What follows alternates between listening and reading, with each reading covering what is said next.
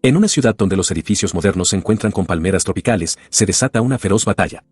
Un grupo de jóvenes aventureros, un grupo de bajo rango, con la tarea de criar a un héroe, se encuentra en combate contra una bestia colosal y tentacular. Una de ellas, una joven de cabello oscuro, se pregunta por qué le han encomendado entrenar a estos llamados números. Mientras el espadachín Igami cae en picado hacia la criatura, la lancera pelirroja se ofrece a usar su magia. Él rechaza su ayuda, insistiendo en que puede manejarlo.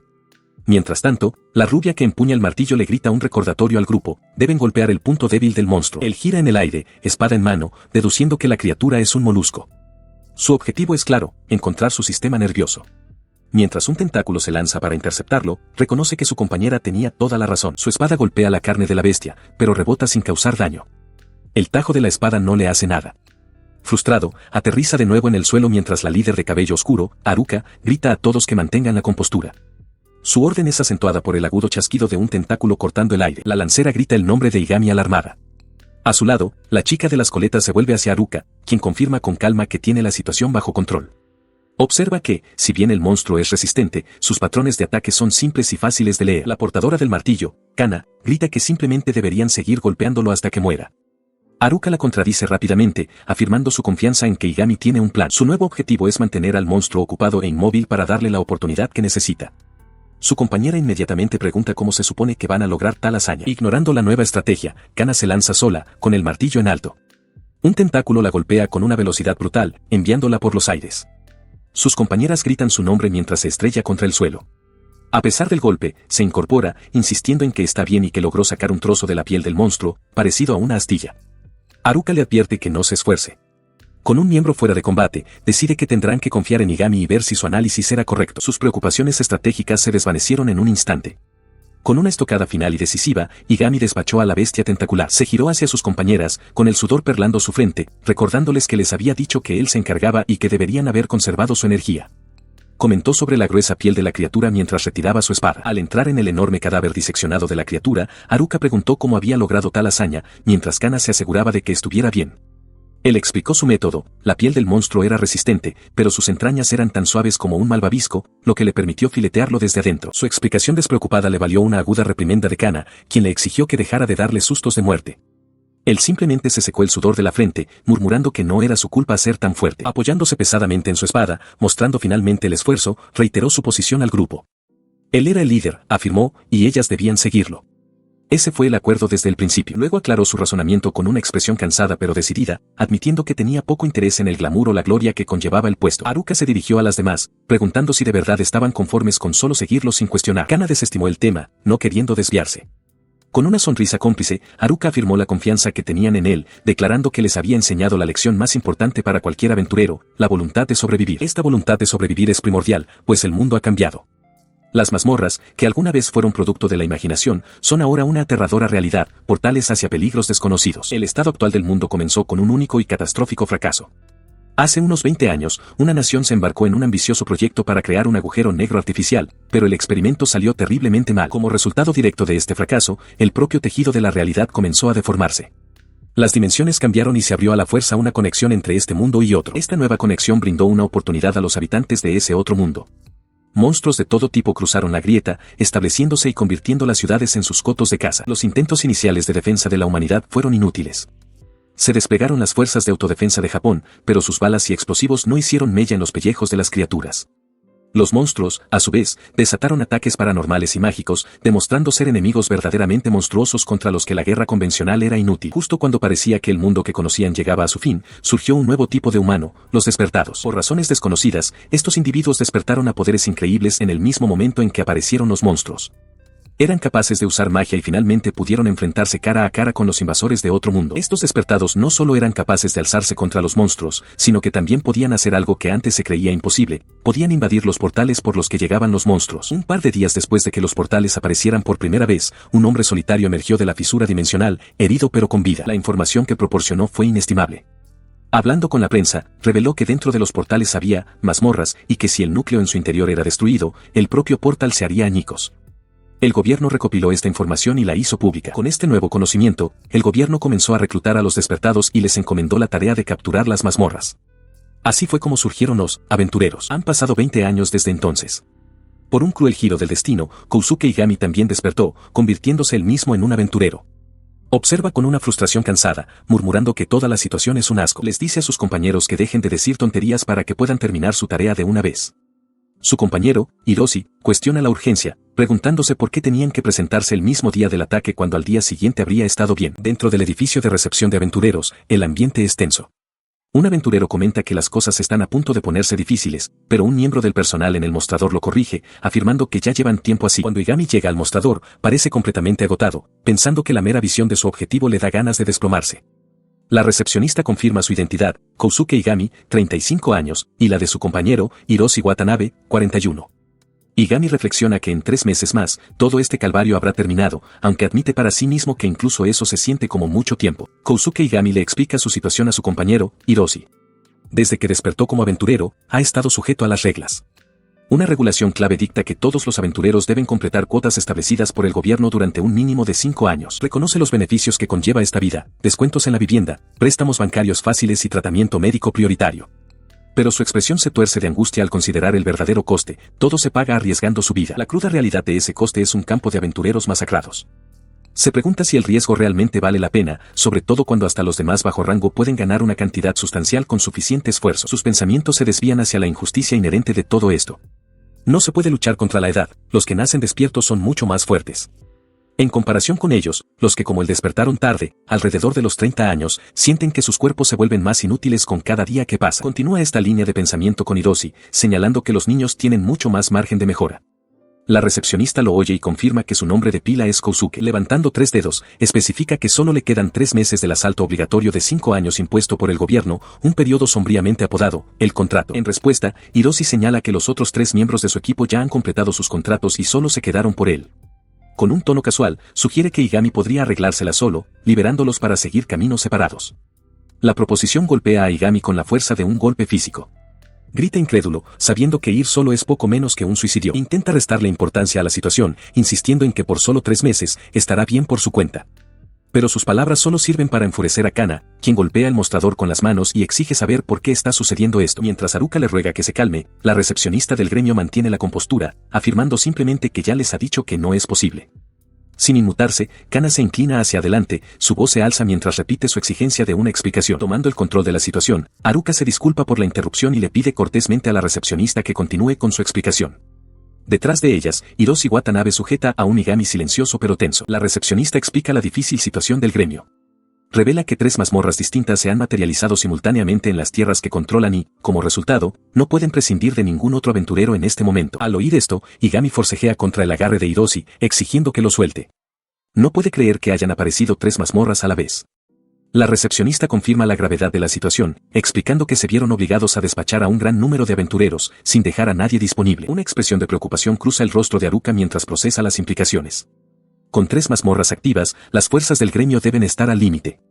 Pregunta si esto significa que su grupo no puede entrar a una mazmorra hoy, pero la recepcionista la corrige, el gremio no puede asignarles a nadie, pero a su grupo se le permite incorporar a un miembro adicional. Haruka aclara que no estaba mirando a los otros aventureros, la noticia de las 3 mazmorras simplemente le llamó la atención.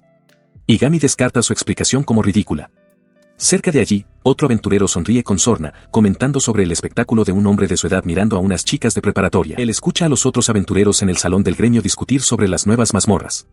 Uno se burla de la idea, declarando que no vale la pena arriesgar la vida cuando se puede ganar suficiente dinero en las mazmorras normales. Otro está de acuerdo, afirmando que las mazmorras recién aparecidas son demasiado peligrosas. Mientras Haruka observa con expresión de fastidio, uno de los hombres dirige su atención a Igami, pasando un brazo por el hombro de un compañero. Le pregunta burlonamente si tiene ganas de una aventura, de verdad, y luego le dice con desdén que lo deje en paz. Él se estremece al darse cuenta de que sus miradas se han encontrado. El grupo de aventureros decide que ya ha cumplido su cuota del mes y está listo para irse.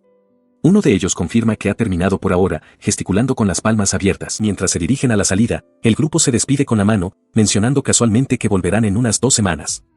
Igami y Haruka solo pueden verlos irse, con expresiones sombrías. Tras su partida, una nueva figura se acerca, una joven vestida con una armadura ornamentada. Se dirige al grupo de Igami, primero confirmando que todos participaron en el asalto del día, y luego pregunta cortésmente si podrían acompañarla. Ella ofrece una rápida disculpa por haber escuchado su conversación, pero les asegura que no era nada secreto. Luego añade que ya está al tanto de su situación. Igami y Hiroshi Watanabe la miran sorprendidos, al igual que el aventurero rubio del fondo, que se detiene en seco. Su petición es recibida con una réplica cortante por parte de una de las compañeras de Igami. La compañera afirma que, dado que los aventureros siempre arriesgan sus vidas, la caballera no puede simplemente ponerlos en un aprieto y esperar una aceptación inmediata. La caballera reconoce en voz baja que lo entiende. Al ver la tensión, Hiroshi sugiere que todos se calmen un poco. Ella insistió en su punto, señalando que su tarea escolar requería un grupo de 4, pero solo tenían 3. Haruka confirmó que era correcto, explicando que sí tenían otro miembro, pero que desafortunadamente había enfermado. Luego preguntó por qué no podían simplemente esperar a que su amiga se recuperara. Haruka explicó su aprieto, su examen era en solo 3 días, y su amiga no mostraba signos de recuperarse a tiempo. La caballero contraatacó, señalando que como su amiga ya estaba registrada en el equipo, se les permitía incorporar a un miembro de ayuda. Esto llevó a Igami a hacer una pregunta crucial: ¿no reprobaría su amiga el examen si iban con ella? Los aventureros cercanos escuchaban con atención. Mientras el peso de la decisión se asentaba, la lancera pelirroja se volvió hacia Haruka y Kana, preguntando en voz baja qué debían hacer. Mientras tanto, los otros aventureros discutían la situación de las chicas. El hombre rubio sugirió que simplemente podrían buscar a otra persona, pero el hombre del bigote expresó su preocupación de que alguien pudiera aprovecharse de ellas, señalando que ya había ocurrido antes. Igami reconoció que no tenía que ser su grupo quien las ayudara, pero consideró sombríamente la posibilidad de que las chicas pudieran morir si no encontraban a nadie. Los 4 hombres permanecieron juntos en silencio, un entendimiento compartido pasando entre ellos mientras observaban a las jóvenes aventureras. Rompiendo el silencio, Igami admitió que en realidad no tenían otra opción. Confesó que no podría vivir consigo mismo si simplemente dejaban a las chicas a su suerte. Con un suspiro, el hombre del bigote estuvo de acuerdo, murmurando que era una lata. Él le pregunta a la joven su rango y su rol. Con una sonrisa brillante y segura, ella se presenta como una espadachina de clase especial. La revelación de su estatus de clase especial deja atónitos a los aventureros mayores. La caballero continúa, presentando a sus compañeras: la chica rubia, Kana, es una soldado de primera clase, y la otra es una sanadora de primera clase. Esta designación de élite está reservada para prodigios, los pocos que constituyen menos del 1% de todos los aventureros, capaces de derribar bestias inmensas con aparente facilidad. El peso de esta información cae con fuerza sobre Igami e Hiroshi. El hombre mayor comenta la asombrosa diferencia en sus capacidades, comparando el rápido avance de las jóvenes con una autopista mientras su propio grupo apenas va en bicicleta. Él continúa su asombrada evaluación, señalando que su historial es el de una heroína, a pesar de que todavía es solo una estudiante. La caballero aclara entonces que ninguno de los miembros del grupo de Igami supera el rango 3 y pregunta si eso es aceptable para ellos. Con los términos expuestos, los dos grupos se enfrentan, un entendimiento silencioso pasando entre ellos. Hiroshi aclara su simple petición: solo necesitan una persona para completar su grupo para el examen, siempre que ese individuo pueda valerse por sí mismo. La caballero mira a su compañera, quien afirma en voz baja que eso es todo lo que necesita. Tenía una cosa más que considerar. Se dirigió a Haruka, confirmando que su grupo estaba formado por novatos y que era su primera vez en una mazmorra. Ella lo afirmó, explicando que les había llevado un tiempo prepararse, lo que los condujo a su aprieto actual. Mientras Hiroshi se acariciaba la barbilla pensativamente, Igami lo observaba, preguntándose qué estaría planeando aquel hombre. Ya decidido, Hiroshi se apartó de los aventureros más jóvenes y llamó a uno de los miembros de su propio grupo, un hombre llamado Yasu. La expresión de Igami se agrió por la confusión. Tras un breve e inaudible intercambio, Hiroshi se encaró de nuevo al grupo de Igami con una sonrisa, anunciando que estarían encantados de ayudar. Haruka reaccionó con sorpresa y los ojos muy abiertos, preguntando si hablaba en serio. Igami, sin embargo, seguía profundamente receloso, incapaz de comprender lo que estaba sucediendo. Aclaró que su ayuda dependía de una condición, preguntando si estaban familiarizados con el contrato de aventurero. Su preocupación era evidente mientras preguntaba por la naturaleza de dicha condición. Hiroshi la tranquilizó, declarando que, a cambio de su ayuda, quería contratar a uno de ellos durante 3 meses, pero insistió en que no era un asunto importante. Elaboró su propuesta, señalando a Yasu. Explicó que Yasu era el único miembro de su grupo que aún no había terminado su contrato, quedándole 3 meses de su cuota. Si uno de los miembros del grupo de Igami pudiera serles prestado para cumplir esa cuota, Yasu quedaría libre. La implicación golpeó a Igami con toda su fuerza y gritó en señal de protesta. Él retrocedió, con el sudor perlando su frente mientras Hiroshi se inclinaba hacia él. Igami replicó que no recordaba haberle pedido al hombre que decidiera su vida por él. Sin inmutarse, Hiroshi simplemente afirmó que era una buena idea. A medida que aumentaba la tensión, el foco se desplazó a sus respectivos grupos.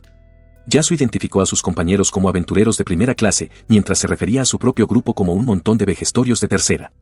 Haruka, con expresión afilada, se ofendió de inmediato, preguntando si simplemente la iban a desechar así y afirmando que no hacía falta ser un genio para ver cuál de ellos era mejor. Su afilada réplica provocó una mirada preocupada de Kana, quien susurró su inquietud sobre las vibras que le transmitía Hiroshi.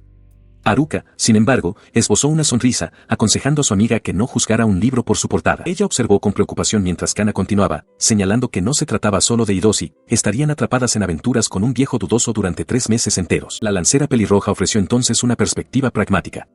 Les recordó que no había otros miembros disponibles para contratar en el gremio, por lo que preguntar a cualquier otro no cambiaría nada. Ella continuó, exponiendo los hechos. Al hombre le quedaban 3 meses de contrato, lo que significaba que ya llevaba en ello 4 años y 9 meses.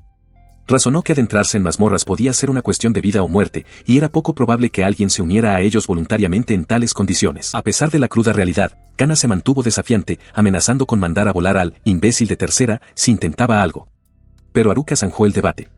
Cuestionó qué había de malo en que la agruparan con animadoras de instituto, antes de declarar con una sonrisa confiada que iba a darle a Hiroshi su respuesta. Ella se vuelve hacia Hiroshi y confirma que se encargará de ello. Satisfecho, Hiroshi declara el trato oficial, señalando lo rápido que se resolvió todo, mucho más de lo que esperaba.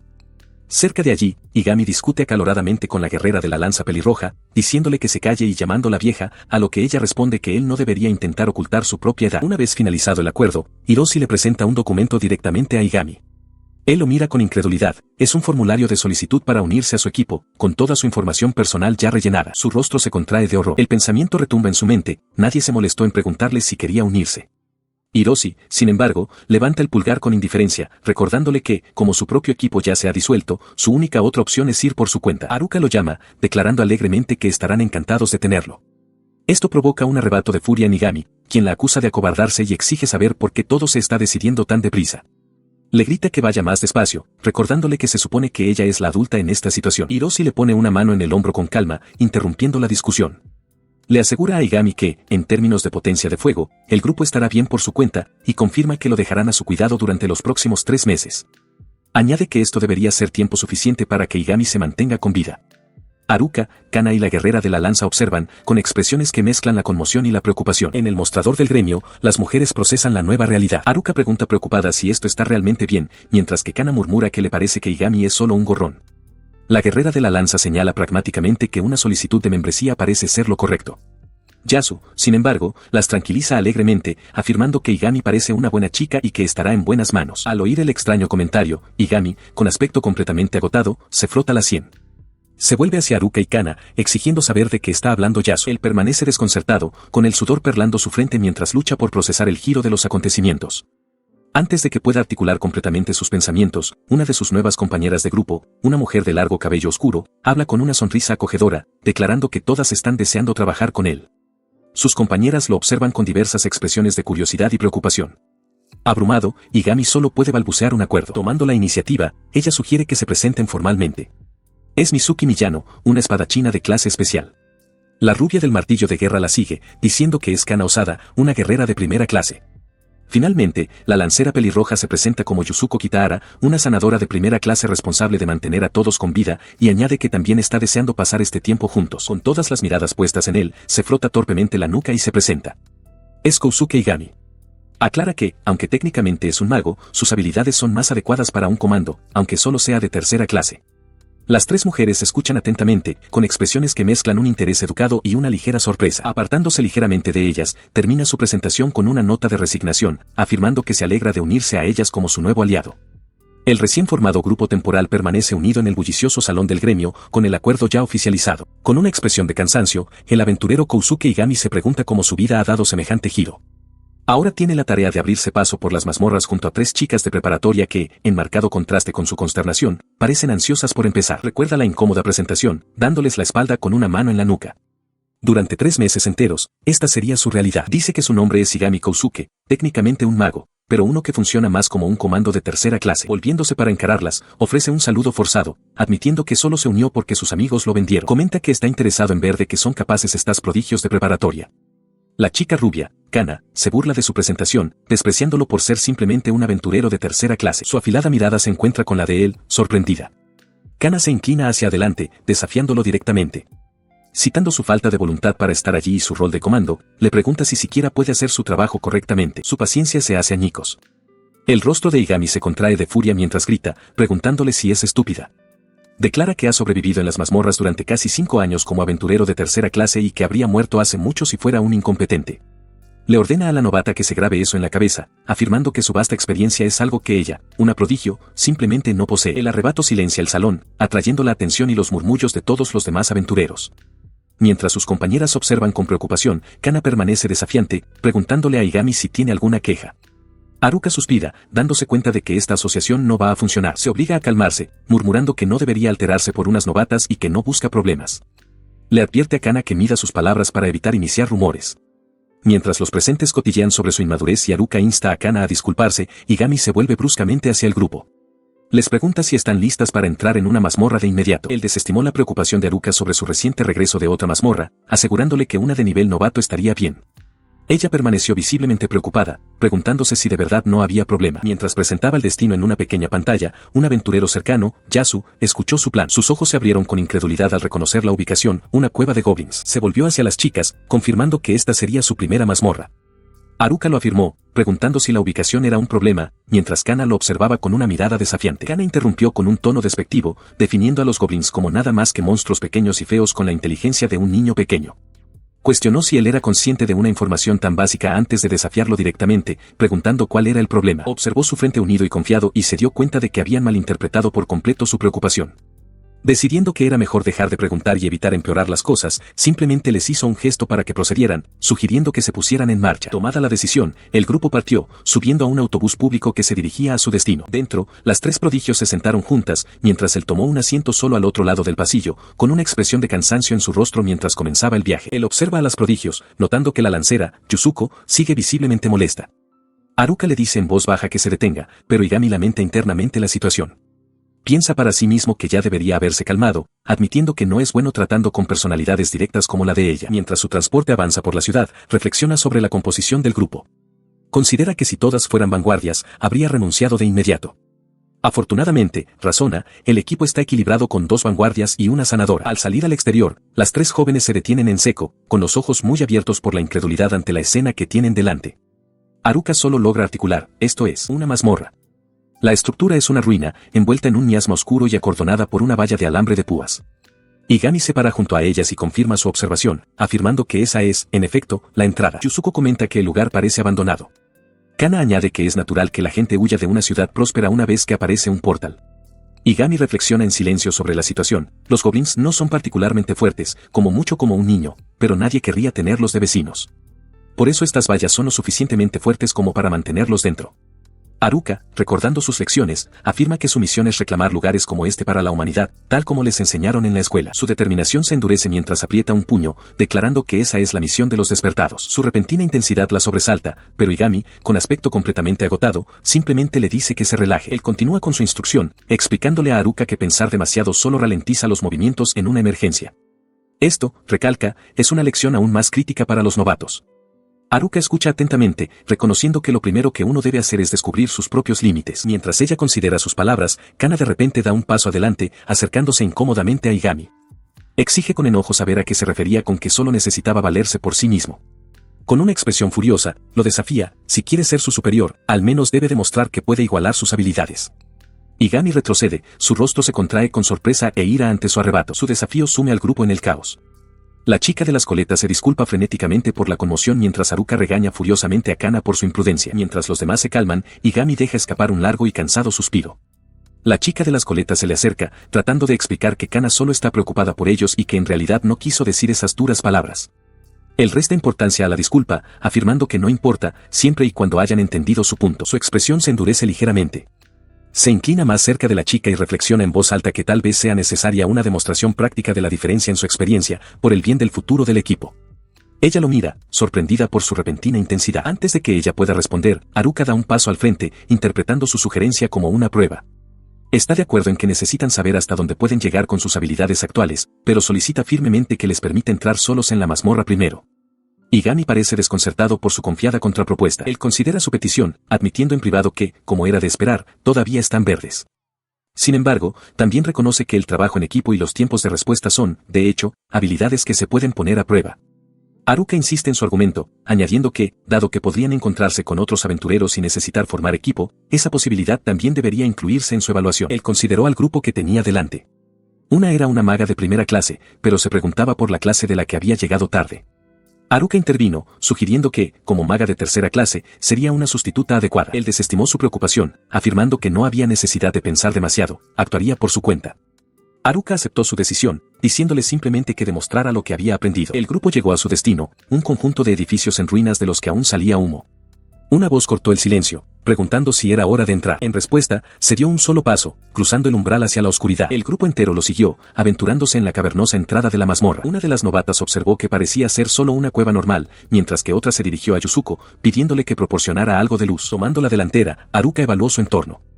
señaló que con el vórtice del portal detrás de ellos y solo un camino por delante, no había riesgo de una emboscada por la retaguardia. Con su espada lista, instó a los demás a avanzar, pero con cuidado. Ella guiaba el camino con cautela, flanqueada por Kana, mientras escudriñaba la opresiva oscuridad de la cueva. Detrás de ellas, la luz de Yuzuko proyectaba un brillo inquietante, revelando las expresiones tensas en su rostro y en el de Igami mientras el grupo se adentraba más. Al doblar una curva, los vio, una pequeña horda de goblins que avanzaba por el pasadizo. Ahí están, se dio cuenta, agachándose rápidamente tras una formación rocosa con el resto del grupo. La joven de las coletas preguntó nerviosamente por el plan. Haruka miró inicialmente a Igami, que pareció sorprendido, antes de tomar el mando. Declaró que, tal y como estaba planeado, ella actuaría como cebo mientras Kana se encargaría de derrotarlos. Haruka aclaró entonces su papel como comando de apoyo, explicando que no podía actuar hasta que los enemigos fueran visibles, así que iniciaría el combate a su manera. Con una expresión de sombría determinación, se giró hacia los goblins, mientras Igami y Yuzuko la observaban con aprensión. Bien, entonces, anunció, veamos de qué son capaces. Kana estaba lista a su lado, preparada para seguirla. Sin decir una palabra más, saltó a la acción, su espada un arco plateado que cortó limpiamente al goblin que iba al frente. Su impulso la llevó directamente al corazón de la horda, un torbellino de movimiento en medio de las criaturas aturdidas. Los goblins gruñeron, su sorpresa se convirtió en furia mientras la rodeaban. Ella se mantuvo firme, con la espada en alto, y otra criatura caída a sus pies. Observó con una mirada concentrada cómo Kana saltaba sobre la horda de goblins, descendiendo en medio de ellos para activar la trampa. Las criaturas chillaron mientras su martillo de guerra, imbuido de una fuerza aplastante, se estrellaba contra ellos. El golpe fue devastador, destrozando el cráneo de un goblin y lanzando a otros por los aires por la pura fuerza del impacto. Con un grito feroz, continuó su asalto. Siguiendo su ejemplo, la lancera cargó, su arma convertida en un borrón. Kana continuó su masacre, con otro poderoso golpe que agrietó el suelo y envió a más criaturas por los aires. No mostró piedad, aplastando la cabeza de otro goblin bajo su bota con una finalidad sombría mientras la lancera despachaba eficientemente a más miembros de la horda. Las dos guerreras lucharon en perfecta sincronía, un vórtice mortal en el corazón del enjambre de goblins. Desde el borde de la melee, Haruka y su compañera de coletas observaban cómo se desarrollaba la estrategia, sus rostros endurecidos por la determinación. Con el caos inicial contenido, se movió para enfrentarse a los rezagados, su propia espada silbando en el aire para cercenar limpiamente la cabeza de un goblin de sus hombros. Mientras continuaba la lucha, Kana descargó su enorme martillo de guerra, aplastando el cráneo de un goblin con un solo y brutal golpe. Haruka observaba a su lado, salpicada por la sangre. Se paró sobre los restos, lista para más, gritando por el siguiente oponente. Sin embargo, Haruka le pidió que esperara. Mirando a su alrededor el campo de goblins masacrados, le informó a Kana que ese era el último. El área inmediata, confirmó, ahora estaba despejada. Kana asintió en silencio ante la noticia. Haruka sintió con una sensación de finalidad. Kana, sin embargo, le restó importancia a toda la prueba, afirmando que había sido fácil. A pesar de sus palabras de confianza, sus manos temblaban incontrolablemente donde empuñaba su arma. Hirvió en silencio, pensando en cómo el anciano que las envió allí ni siquiera había venido a ayudar al final, y como ahora estaba hablando mal de él. Su temblor no pasó desapercibido. Haruka la miró con una expresión de preocupación, mientras Kana mantenía la mirada fija en el suelo. Un momento después, Haruka le ofreció una sonrisa amable y tranquilizadora. En respuesta, Kana levantó la vista, y su propia expresión se suavizó también en una sonrisa de alivio. Ella se queda ahí, todavía procesando la pelea, mientras Haruka suelta un suspiro de alivio y elogia su trabajo. Mientras lo hace, Igami y la chica de las coletas se unen a ellas. Él comenta la eficacia de su visión nocturna, pero señala que una iluminación adecuada sigue siendo superior, elogiando su habilidad en la oscuridad. Luego activa una fuente de luz, inundando la zona con un brillante resplandor blanco. La chica de las coletas empieza a preguntar a Kana si está herida, pero su pregunta es interrumpida por el repentino grito de Kana. Sobresaltada por el arrebato, la chica de las coletas pregunta qué ocurre. Kana, ahora claramente visible bajo la luz brillante, se mira a sí misma, salpicada de sangre, y resta importancia a la alarma. Insiste en que simplemente está sucia y que no hay razón para tal reacción. Sin embargo, la potente luz revela algo más que el estado de su ropa. Disipa las sombras, exponiendo las brutales secuelas de su batalla, un suelo cubierto de cadáveres de goblins destrozados. La visión es demasiado para la chica de las coletas. Se tapa la boca horrorizada, balbuceando que los cadáveres de los goblins parecen humanos. Kana parece confundida por esto, pero Igami explica la cruda realidad. Afirma que los goblins están clasificados como humanoides y que, aunque es fácil pasarlo por alto en el fragor del combate, una mirada tranquila bajo la luz adecuada revela lo inquietantemente similares que son sus cuerpos a los de un humano. La revelación golpea a la chica de las coletas con toda su fuerza. Sus palabras son acentuadas por los grotescos e iluminados detalles de la masacre. Igami observa cómo la chica de las coletas se derrumba de rodillas, abrumada. Aclara que ese era el objetivo de su pregunta anterior, si estaba realmente preparada para matar a algo que se parecía tanto a un humano. Mientras Haruka y Kana se acercan para consolar a su conmocionada compañera, sus palabras quedan flotando en el aire. Rodeado por los cuerpos de los goblins asesinados, Kousuke Igami comienza una dura lección para las jóvenes aventureras.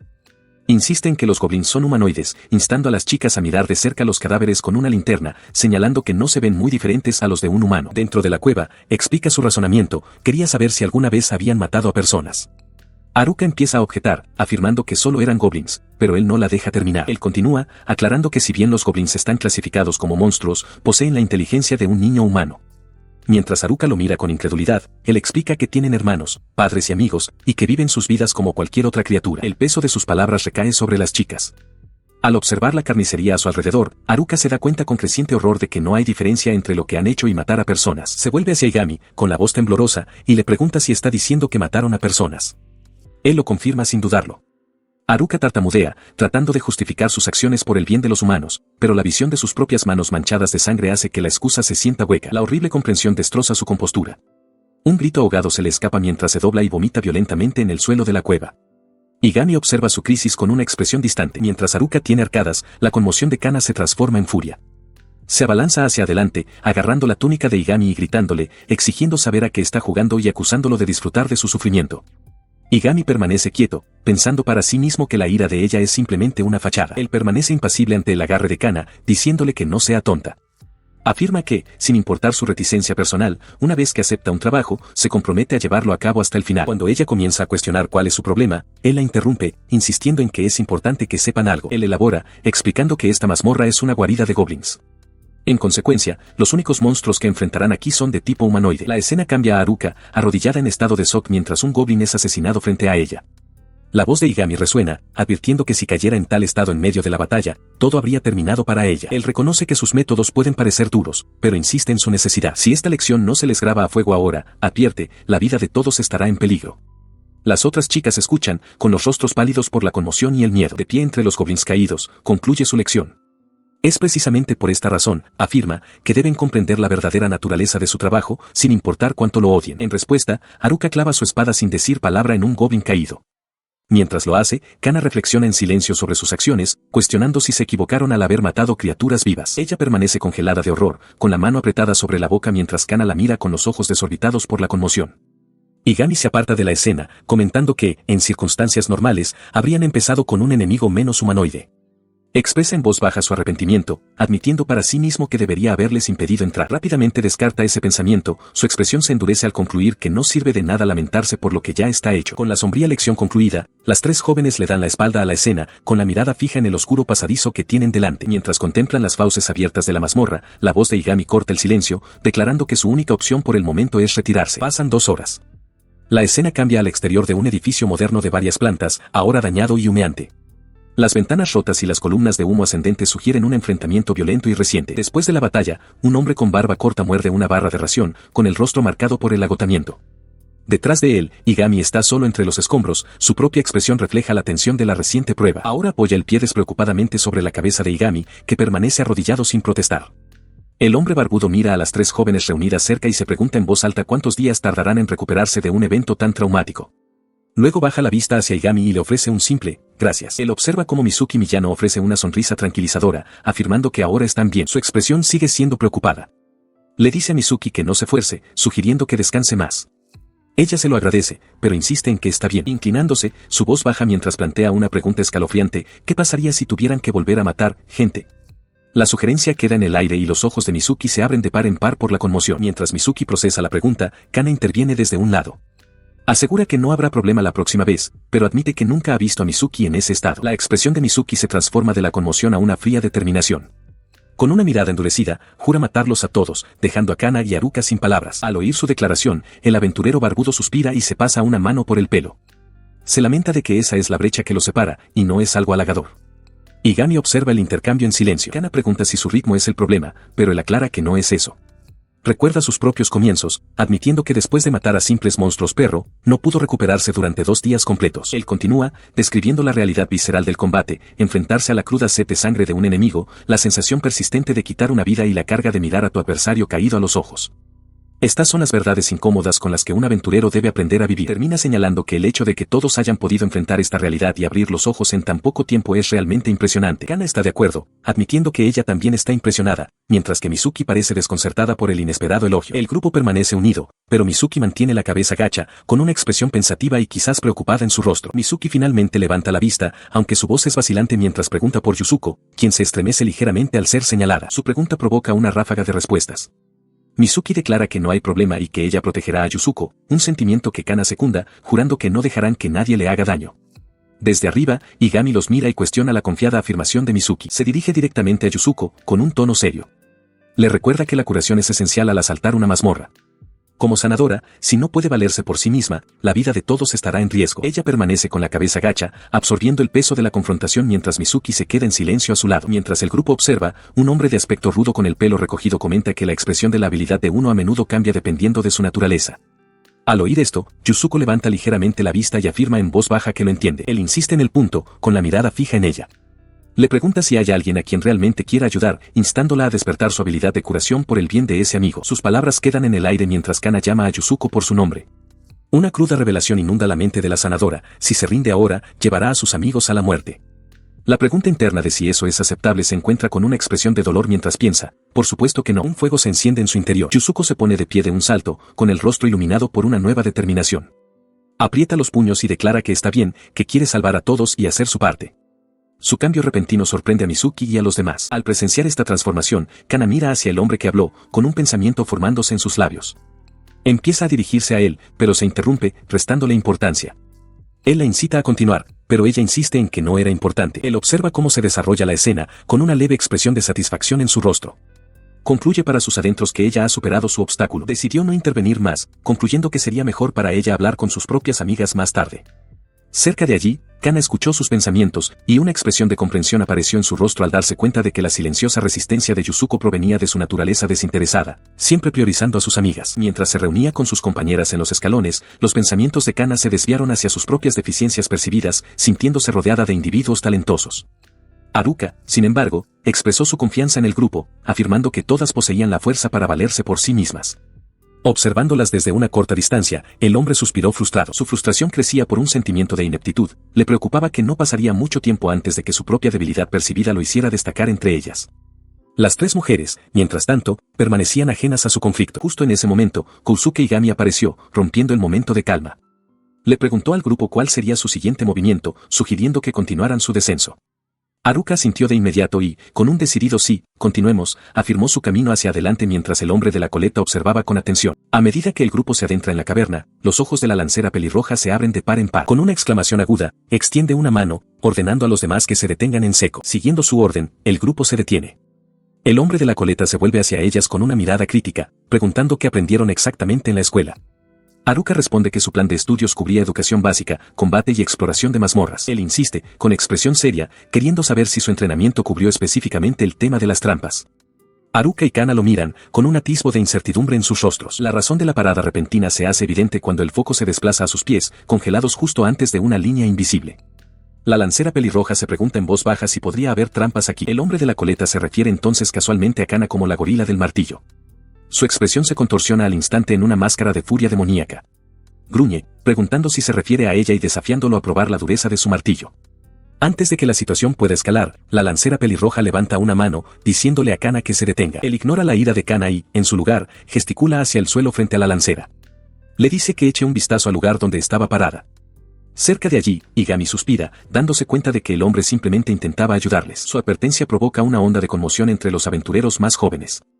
Kana, Haruka y Yusuko bajan la mirada con los ojos muy abiertos y asustados hacia el camino que tienen justo delante. Sus miradas se fijan en una sección del suelo de piedra que está sutilmente alterada, un detalle que habían pasado por alto por completo. La comprensión llega cuando una de ellas murmura con incredulidad: una trampa. El aventurero veterano, arrodillado junto al mecanismo que su pie acababa de rozar, confirma sus temores. Le dice al grupo atónito que habrían caído en ella si hubieran dado solo unos pasos más. Continúa su lección, explicando que si bien no hay problema si uno puede recibir tratamiento inmediato para una herida así, no cree que sea prudente depender de esa posibilidad cada vez. Haruka y Yusuko escuchan con suma atención, asimilando la gravedad de la situación. Para enfatizar su punto, aprieta el puño, revelando una cicatriz nudosa y permanente en su antebrazo. Les dice que esa es la herida que recibió apenas medio año después de convertirse en aventurero, silenciando cualquier resto de desafío del grupo. Su voz resuena en el oscuro pasadizo mientras relata el recuerdo. Admite que se precipitó, subestimó las mazmorras y cayó en una trampa.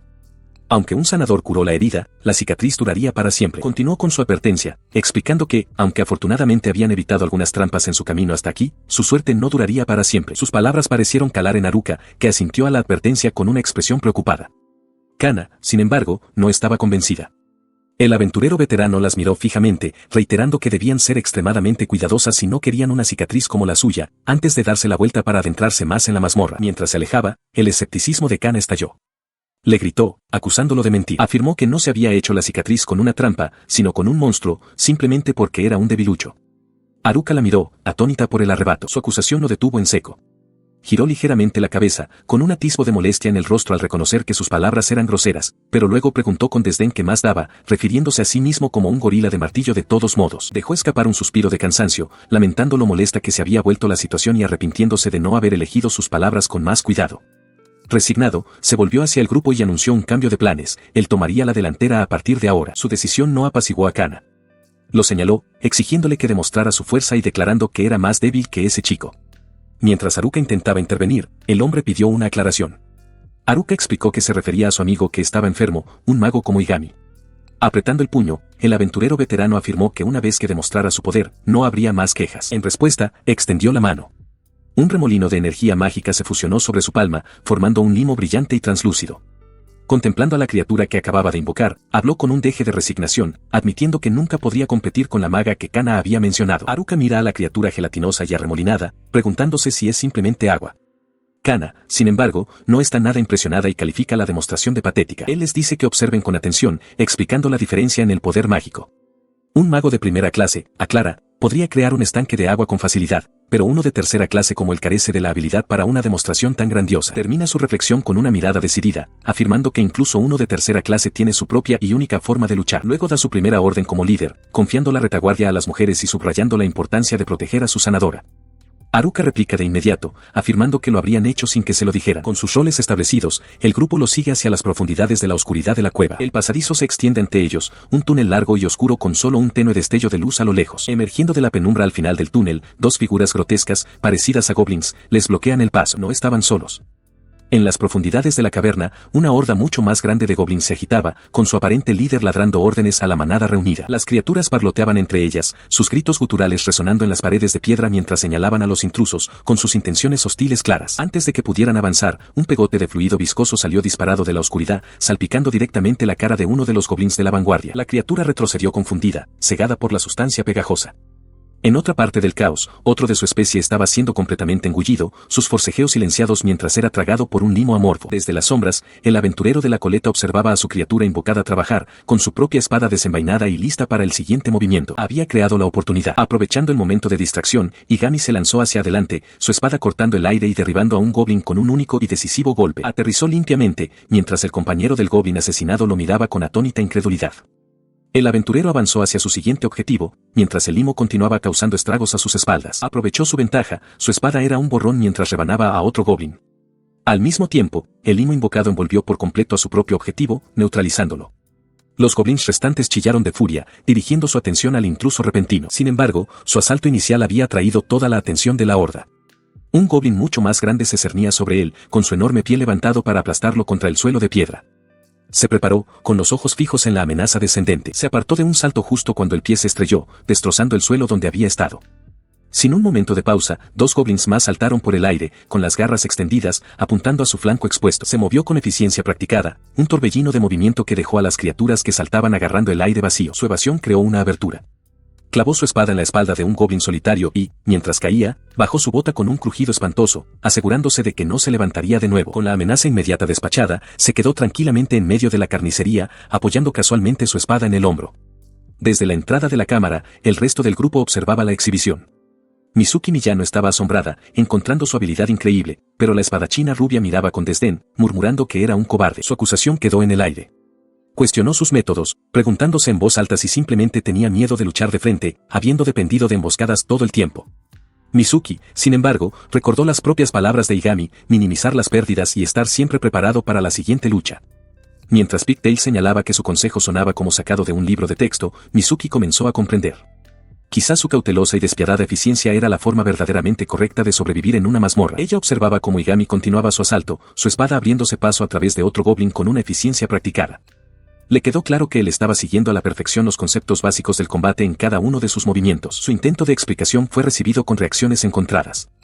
Llamó a las demás para captar su atención mientras la chica de las coletas sugería nerviosamente que el método de Igami era simplemente una táctica para ahorrar energía. Sin embargo, a la espadachina rubia no le gustó esa forma de expresarlo, y su expresión se endureció con desaprobación. Bajo el cielo nocturno, un aventurero solitario regresa a casa. Cansado por su excursión, cruza el umbral de su apartamento, quitándose las sandalias. Entra en el silencioso y tenuemente iluminado espacio, donde el equipo del día y la ropa tirada insinúan una vida de constante preparación. El silencio se rompe con un suave sonido. Sobre una mesa cercana, su teléfono muestra un mensaje de un colega llamado Hiro, reportando un regreso seguro de la mazmorra. Con la misión ya terminada, el hombre comienza su rutina. Se seca el cabello húmedo con una toalla antes de meterse en la ducha, dejando que el agua caliente caiga sobre él. El vapor se eleva mientras el agua arrastra la suciedad y la fatiga de las batallas del día. Ahora limpio y renovado, vistiendo solo un par de shorts con una toalla colgada al cuello, se encuentra en su cocina. Saca una bebida del refrigerador, reflexionando que no le importa beber solo, aunque una reserva tácita persiste en su mente. Toma un largo trago de una lata, mientras aflora el recuerdo de tiempos más animados bebiendo con sus antiguos compañeros. Reflexiona que las fiestas después de las aventuras ya no son una opción para él, sobre todo porque no puede invitar a estudiantes de secundaria a beber. Un sonido de su teléfono interrumpe sus pensamientos. Es un mensaje de Hiro, que anuncia que ha vuelto sano y salvo de la mazmorra. Un momento después, llega otro mensaje. Hiro declara que va para allá a beber, asumiendo alegremente que el hombre no tiene nada más que hacer. Mira la pantalla, horrorizado por el descaro de Hiro. Murmurando para sí mismo, decide rápidamente que necesita cambiarse de ropa antes de que llegue su invitado no deseado. Antes de que pueda terminar, suena el timbre. Abre y se encuentra no solo a Hiro, sino también a otro compañero, ambos apestando ya a alcohol. Los mira, nada impresionado. Hiro, completamente imperturbable, le pregunta por qué está haciendo tan frío. Le explica que están celebrando su graduación como aventureros y, como el hombre de la perilla ya no forma parte de eso, ni siquiera debería estar allí. Anuncia alegremente que es hora de empezar la segunda ronda de su fiesta.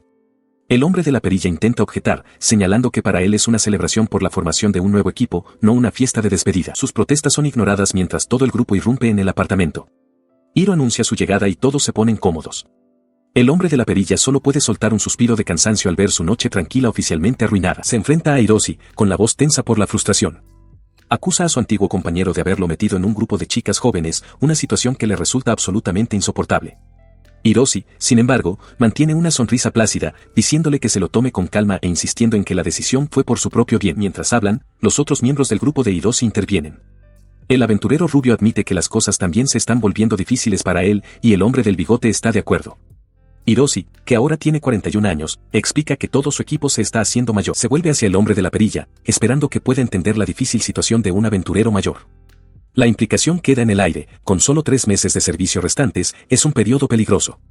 La expresión del hombre de la perilla se endurece, con un destello de incredulidad en sus ojos. Suelta un suspiro, pareciendo ceder. Reconoce que entiende por qué lo trasladaron a un nuevo equipo, señalando que es un grupo formidable con 2 miembros de primera clase y uno que es considerado especial. Pero su breve momento de comprensión se evapora.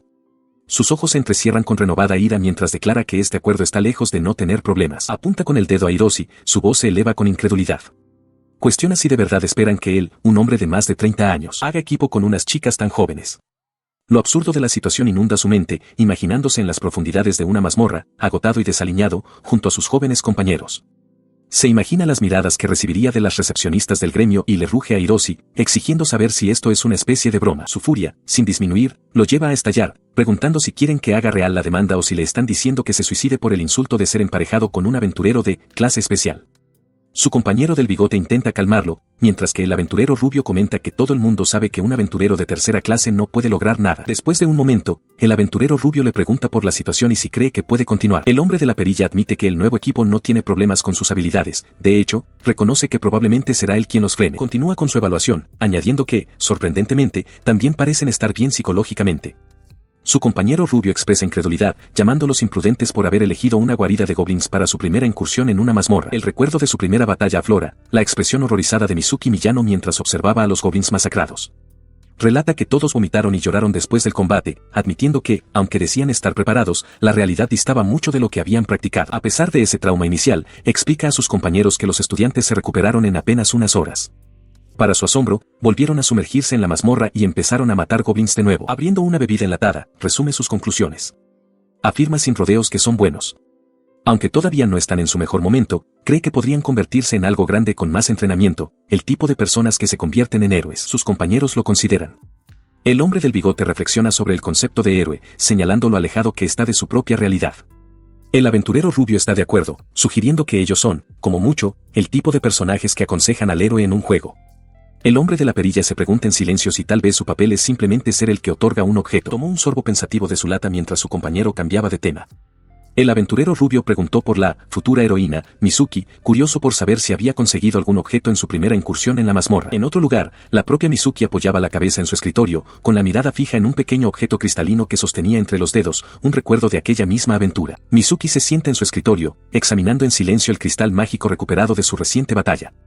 Al salir del baño con una toalla sobre ella, Kana comenta lo refrescante que fue su ducha antes de notar la fijación de su amiga. Le pregunta a Mizuki si todavía está mirando el cristal. Ella admite que, francamente, no le gusta mucho. Kana siente que las joyas no tienen nada que ver con alguien como ella, y encuentra el color de esta un poco espeluznante. Luego se vuelve para pedir la opinión de Yuzuko, mientras Pigtail se escucha cerca, agarrando un pequeño peluche. Mizuki interviene, confesando que se siente un poco extraño cuando recuerda que el cristal fue sacado del cadáver de un goblin.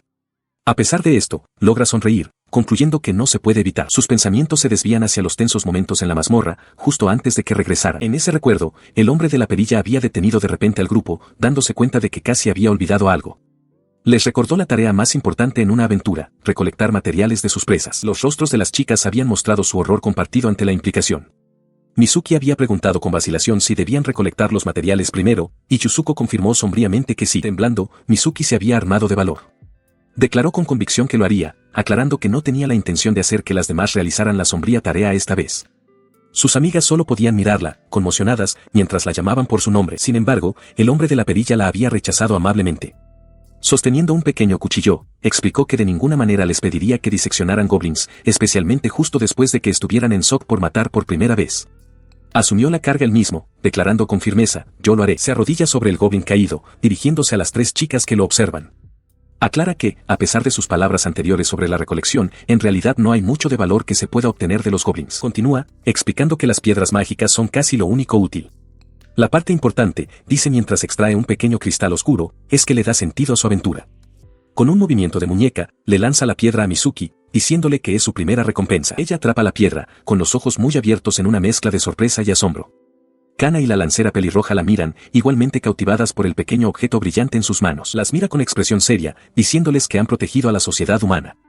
Las insta a pensar en la piedra como una medalla por su logro. Las tres permanecen juntas, con la mirada fija en la recompensa.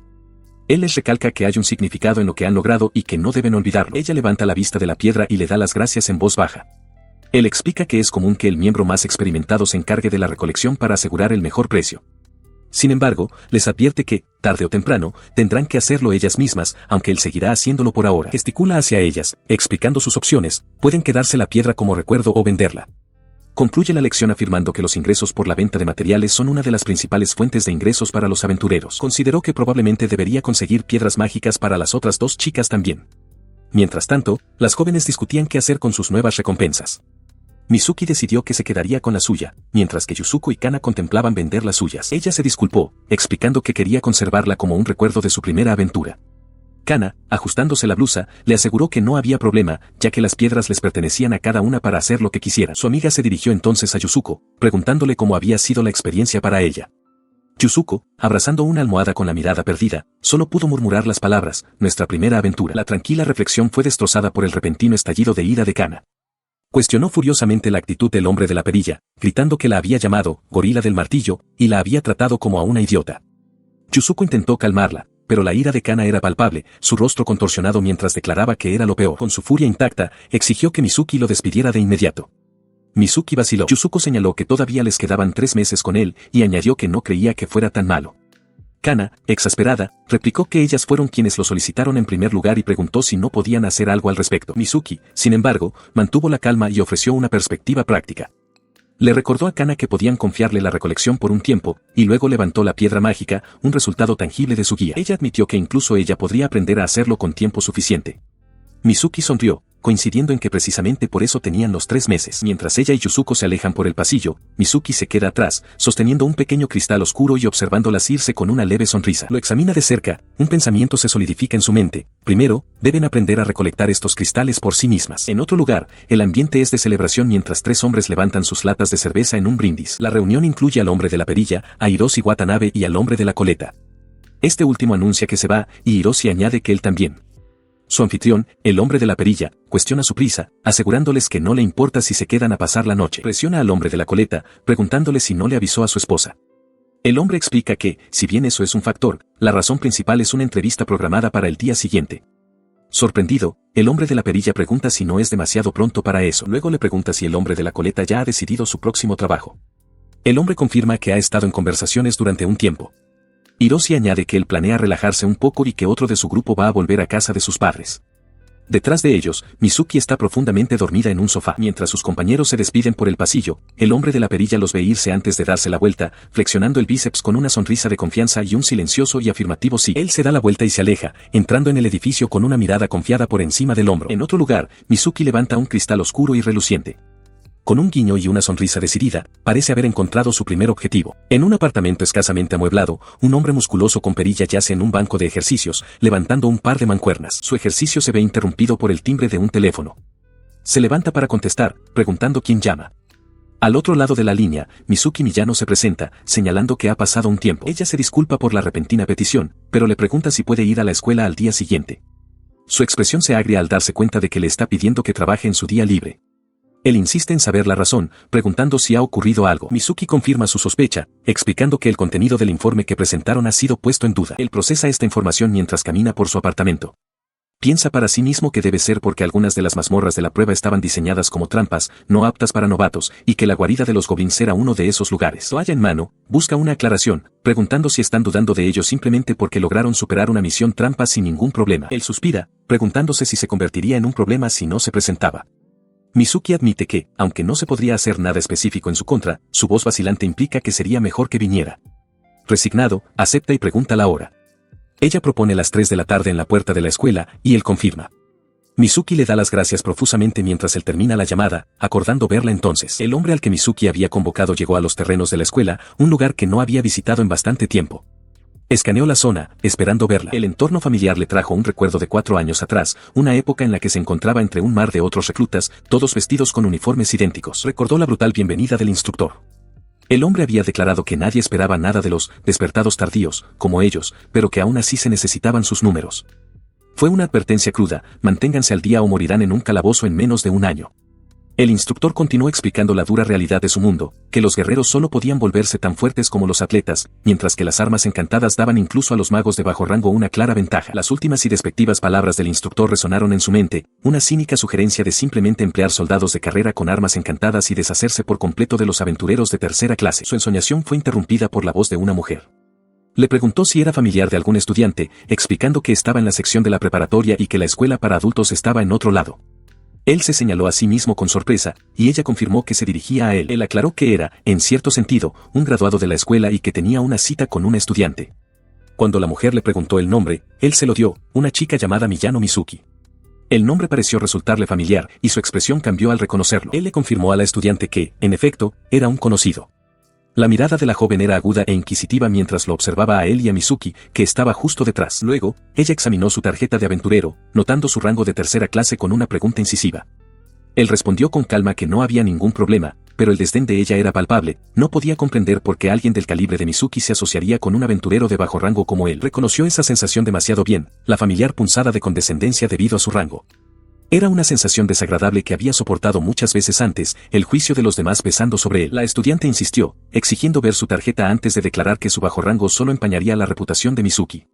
Él replicó, cuestionando qué asunto era de ella y por qué tenía que escuchar sus quejas. En ese momento, Mizuki finalmente intervino, señalándole a la otra estudiante que sus palabras eran un insulto apenas velado.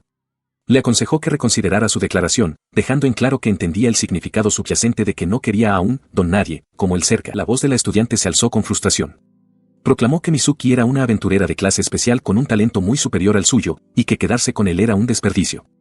Insistió en que alguien de la talla de Mizuki debería estar en un equipo con otro de clase especial, alguien como ella. Él escuchó su arrebato, con una expresión indescifrable mientras simplemente asentía a su argumento. Al ver que su razonamiento no tenía efecto, la estudiante jugó su última carta, revelando su identidad con ostentación, era la hija del ministro a cargo de los asuntos de los aventureros. La declaración quedó suspendida en el aire, pero él permaneció impasible. Él escucha su amenaza, que su vida de aventurero terminará con una sola palabra a su padre, y una sonrisa se extiende por su rostro. La anima, diciéndole que sería genial y que por favor lo haga. Su inesperado entusiasmo la deja momentáneamente sin palabras. Él continúa explicando que solo está trabajando como aventurero para cumplir un periodo obligatorio, una tarea que se está volviendo difícil a su edad. Con solo 3 meses restantes, admite que preferiría renunciar de inmediato si fuera posible. Él se inclina, con una expresión de esperanza desesperada. Le pregunta si de verdad le ayudará a librarse de sus deberes de aventurero, agradeciéndole profusamente la oportunidad. El repentino cambio en su comportamiento la desequilibra por completo, y ella retrocede. Él la observa retirarse, genuinamente confundido por su reacción, preguntándose cuál es su problema si él de verdad quiere renunciar. Él insiste en su argumento con falsa sinceridad, sugiriendo que las mazmorras deberían dejarse para las élites como ella. Luego pregunta si no cree que los derechos de los tontos como él deberían ser protegidos. Totalmente exasperada y desconcertada, ella declara que es imposible hablar con él. Dicho esto, se da la vuelta y se marcha furiosa, dejándolo con una leve y socarrona sonrisa en el rostro. Una chica pelirroja grita al caer al suelo en el pasillo de la escuela. La chica que la empujó, la hija del ministro, la mira con una expresión distante. Cerca de allí, Mizuki Miyano llama a su amiga caída, Amachi-san. La hija del ministro ofrece una disculpa superficial, afirmando que no estaba prestando atención. Mientras habla, Mizuki ayuda a su amiga, ahora identificada como Abe-san, a ponerse de pie. Intuyendo problemas, Mizuki se interpone rápidamente delante de Abe-san, intentando protegerla.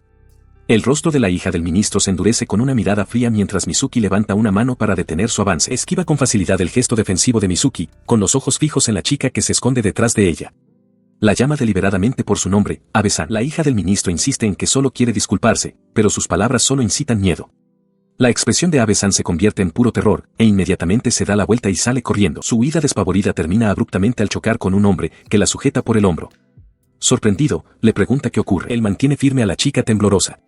En ese momento, Mizuki la alcanza, y su expresión preocupada cambia a una de sorpresa al reconocer al hombre, exclamando, «Oh, Igami-san». La hija del ministro suspira con frustración, concluyendo que Mizuki debe de odiarla de verdad. Mizuki, de pie cerca, la observa con una expresión endurecida e indescifrable. Luego ofrece una disculpa formal por cualquier inconveniente que pudiera haber causado ese día.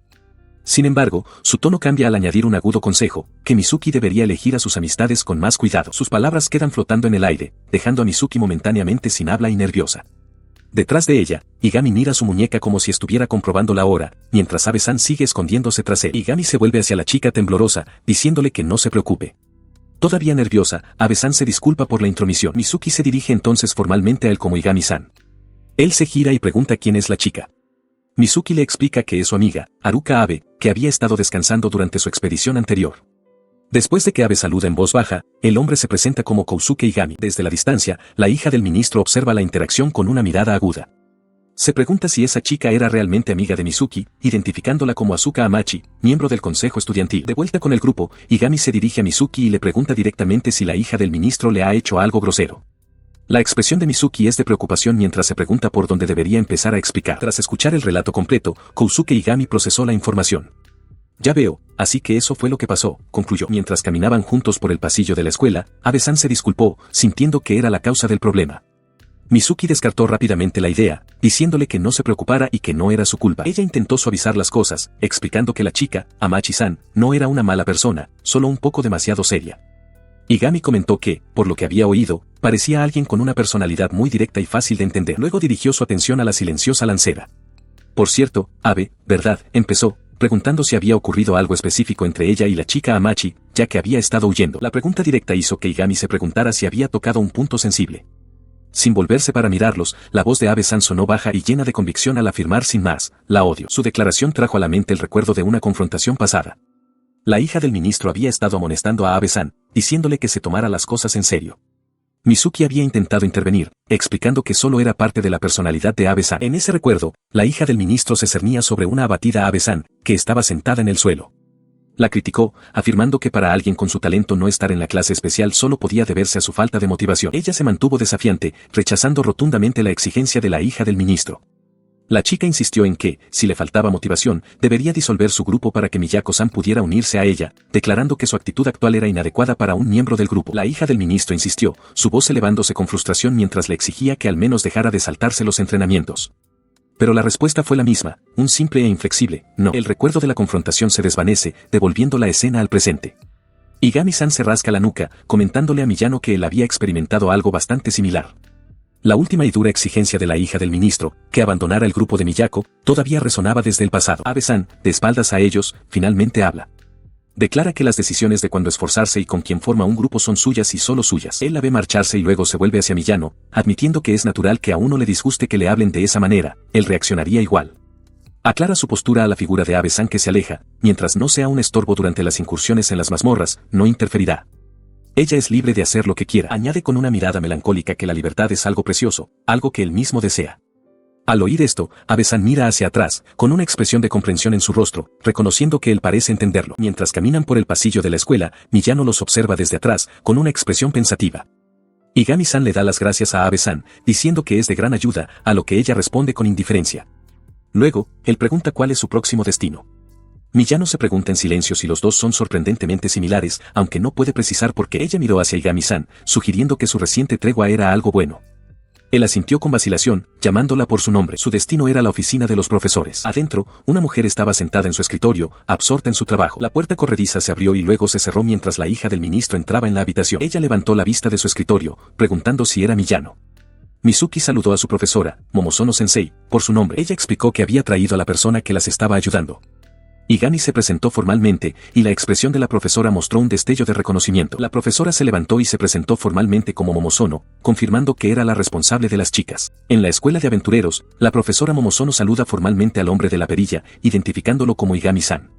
Menciona que ha oído hablar de él por Miyano y expresa su alivio de que la estudiante haya conocido a un aventurero capaz y experimentado. Sin embargo, el hombre de la perilla mantiene un semblante serio y pregunta si está bien que ella indague más a fondo sobre su experiencia. Mientras están en el pasillo, la profesora Momozono se dirige a las estudiantes. Agradece a Miyano y a Abe-san por haber venido, despidiéndolas y diciéndoles que ya pueden retirarse. Miyano levanta la vista, sorprendida por la repentina despedida, y asiente en silencio. Una vez que están solos en una oficina, el hombre de la perilla va directo al grano. Pregunta si esta entrevista es sobre el examen de las estudiantes, añadiendo que no debería haber ningún problema con eso. En respuesta, la profesora Momozono se disculpa por las molestias. Admite que su petición de un informe era simplemente una excusa. Su confesión lo toma por sorpresa, y él exige saber la verdadera razón por la que mintió para llevarlo hasta allí. Él insiste en el asunto, con la mirada fija en ella mientras sostiene una taza con calma. Ella permanece en silencio, con una expresión indescifrable. En lugar de responder, una sonrisa suave y cómplice se dibuja en sus labios mientras cierra los ojos. Ella comienza afirmando algo que cree que él ya sabe, que cierta chica posee un talento de clase especial. Declara que es su responsabilidad criarla adecuadamente. Él supone correctamente que el tema es la destrucción de portales. Ella confirma su sospecha, explicando que, dada la dirección que está tomando el mundo, las habilidades de combate de clase especial serán de suma importancia. Él toma un sorbo de su taza, afirmando en voz baja que había llegado a la misma conclusión. Ella entonces comienza a detallar los métodos para destruir portales, empezando por el sombrío hecho de que su número está en aumento. Un mapa del mundo ilustra la gravedad del problema, cubierto de innumerables marcadores. El ritmo al que se destruyen los portales no ha logrado igualar el ritmo al que aparecen, provocando que el territorio de la humanidad se reduzca sin descanso. Durante las últimas 2 décadas, esta crisis ha creado una escasez constante de poder de combate. Como resultado, la clase especial, compuesta por jóvenes y prometedores aventureros, se ha vuelto indispensable para la supervivencia de la humanidad. De vuelta en la oficina, la profesora Momozono ofrece una evaluación contundente. Afirma que, por supuesto, estas chicas todavía son ingenuas y consentidas, en resumen, son débiles. El hombre de la perilla reflexiona sobre esto, pensando que para alguien como él, el simple hecho de sobrevivir requiere todo su esfuerzo. Él entonces expresa su preocupación, cuestionando si los superiores están siendo demasiado insistentes. En aras del crecimiento de las chicas, se les recomienda constantemente para los lugares más peligrosos. La profesora Momozono afirma en voz baja que ella también lo cree. La profesora Momozono lo mira, con una leve sonrisa en el rostro.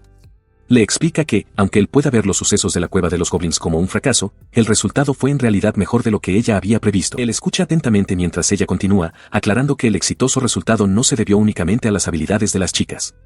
Ella cree que es a él a quien deben agradecer. Él pregunta qué implica echar una mano en su desarrollo. Ella le explica el programa de mentoría de la escuela y le pide formalmente que supervise el crecimiento de las chicas. Este papel, explica, implicaría acompañarlas en expediciones a mazmorras para ayudarlas a ganar experiencia, aunque le asegura que hay un departamento para ello y que no lo están forzando. Él considera su oferta, frotándose la barbilla mientras menciona que ya tiene un contrato con esas chicas. Una sonrisa de satisfacción se dibuja en el rostro de Momozono. Admite que suena emocionada, pero le pregunta si de verdad está de acuerdo con el arreglo, revelando que su propio encuentro con las chicas fue una coincidencia, una casualidad que ella cree que podría ser un milagro. Mientras habla, levanta un dispositivo que muestra un perfil, Igami Kousuke. Sus ojos se abren ligeramente al ver su propio perfil. Ella se disculpa por la invasión de la privacidad, confesando que ha investigado un poco sobre él. Su investigación ha demostrado claramente su destreza en el campo. Reconoce que, aunque oficialmente sea un aventurero de tercera clase, sus logros están a la par de los de la clase especial. Su trabajo, concluye, ha sido simplemente asombroso. Se rascó la nuca, admitiendo que había estado planeando retirarse de la vida de aventurero pronto, un hecho del que, según había oído, la señora Miyano también estaba al tanto. La profesora Momozono se mantuvo firme, declarando que, debido a sus cualificaciones únicas, no podía pensar en nadie más adecuado para la tarea. Ella continuó, diciendo que aunque idealmente le gustaría que ayudara durante al menos un año, cambiaría de tema por un momento si a él no le importaba. Igami bajó la mirada, disculpándose por mencionar su retiro, pero levantó las manos como para detener la conversación. Su cambio de tema fue abrupto y directo, le preguntó sin rodeos si era cierto que no ganaba mucho dinero. La pregunta pareció quitarle la vida del rostro. Tartamudeó, admitiendo que la afirmación de ella era cierta, pero exigiendo saber por qué lo mencionaba tan de repente. Con una sonrisa tranquila, Momozono explicó que la escuela estaba preparada para ofrecerle una compensación monetaria por su ayuda. Detalló la oferta, aclarando que se le pagaría no solo por acompañar a los estudiantes a las mazmorras, sino que también recibiría una bonificación adicional si los miembros de su equipo obtenían buenos resultados en sus pruebas individuales y de grupo. Mientras se le escuchaba atentamente, ella concluyó su propuesta, afirmando que una estimación modesta de la compensación total equivaldría al salario de un año. La magnitud de la oferta lo dejó sin palabras, con una expresión que era una mezcla de sorpresa y profunda contemplación. Se echó hacia atrás en su silla, con la mente luchando por procesar la cifra. ¿Un salario mayor que el que gana un aventurero de primera clase? La profesora Momozono observó su reacción y señaló con calma que, en efecto, era una oferta bastante atractiva. Mientras él permanecía sentado, sudando y sin palabras, ella lo presionó para que respondiera, preguntando simplemente, ¿y bien? Levantó las manos en pánico, insistiendo en que no podía aceptarlo. Su decisión era firme, iba a retirarse en 3 meses. Con una sonrisa de complicidad, Momozono cedió, diciendo que era una lástima pero aceptando su condición. Habiendo asegurado su acuerdo, buscó confirmar un último detalle. Durante los próximos 3 meses, quería que pasara el mayor tiempo posible con las estudiantes, no solo durante las inmersiones en mazmorras, sino también ayudando en sus clases prácticas. Su expresión se agudizó mientras aclaraba un punto clave, no habría clases teóricas, ¿correcto? Momozono lo confirmó, admitiendo que ella misma habría rechazado la idea si implicara dar conferencias. En su lugar, le recomendó que participara en sus actividades de combate, aunque fuera solo en una fracción de ellas. Añadió otra ventaja a la oferta, tendría libre uso de todas las instalaciones de la escuela, incluidas las máquinas de práctica y el equipo de investigación, como si fuera un estudiante. Lo animó a que fuera y las probara. Tras un momento de consideración, tomó su decisión. Entonces, lo haré, declaró con firmeza. Una sonrisa de alivio se extendió por el rostro de Momozono mientras le daba las gracias. Se sienta frente a la profesora Momozono, quien confiesa que no sabía cómo guiar a las chicas de primera clase y de clase especial. Expresa su alivio, afirmando que tener a una persona con su vasta experiencia práctica la tranquiliza. Él se recuesta, cuestionando su decisión. Señala que solo es un aventurero de tercera clase y sugiere que las lecciones de un aventurero de clase especial seguramente serían más útiles para enseñar a las estudiantes a usar su poder correctamente. Una sonrisa de complicidad cruza su rostro. Ella no está de acuerdo, afirmando que él es una mejor opción precisamente porque es de tercera clase. Sus palabras traen a la mente una imagen de Mizuki Miyano en el fragor de la batalla. Momozono explica que los aventureros de primera clase y de clase especial normalmente pueden abrirse paso a través del peligro con fuerza bruta sin ningún problema. La visión continúa, mostrando a Mizuki en medio de un campo de monstruos caídos. Debido a su poder abrumador, aclara la voz de Momozono, carecen de la experiencia relevante para cuando las cosas salen mal. Su mirada se vuelve directa y seria. Pero tú, afirma, eres diferente. Su afirmación evoca un recuerdo de su pasado, Igami como un aventurero más joven, enfrentándose a una bestia enorme. Concluye que, para haber sobrevivido tanto tiempo, debe haber desarrollado una gran cantidad de habilidades al prepararse adecuadamente y enfrentar el peligro. Así es, está segura, como logró todos sus éxitos pasados. Se rasca la nuca, restándole importancia a sus logros pasados. Insiste en que solo fueron cuestión de dejarse llevar por la corriente en su momento. La profesora Momozono añade entonces 2 condiciones. Primero, debe contener sus verdaderas habilidades durante el examen. Segundo, debe mantener toda esta conversación en secreto para las chicas. Se recuesta en su silla, comprendiendo por fin por qué fue convocado con pretextos falsos.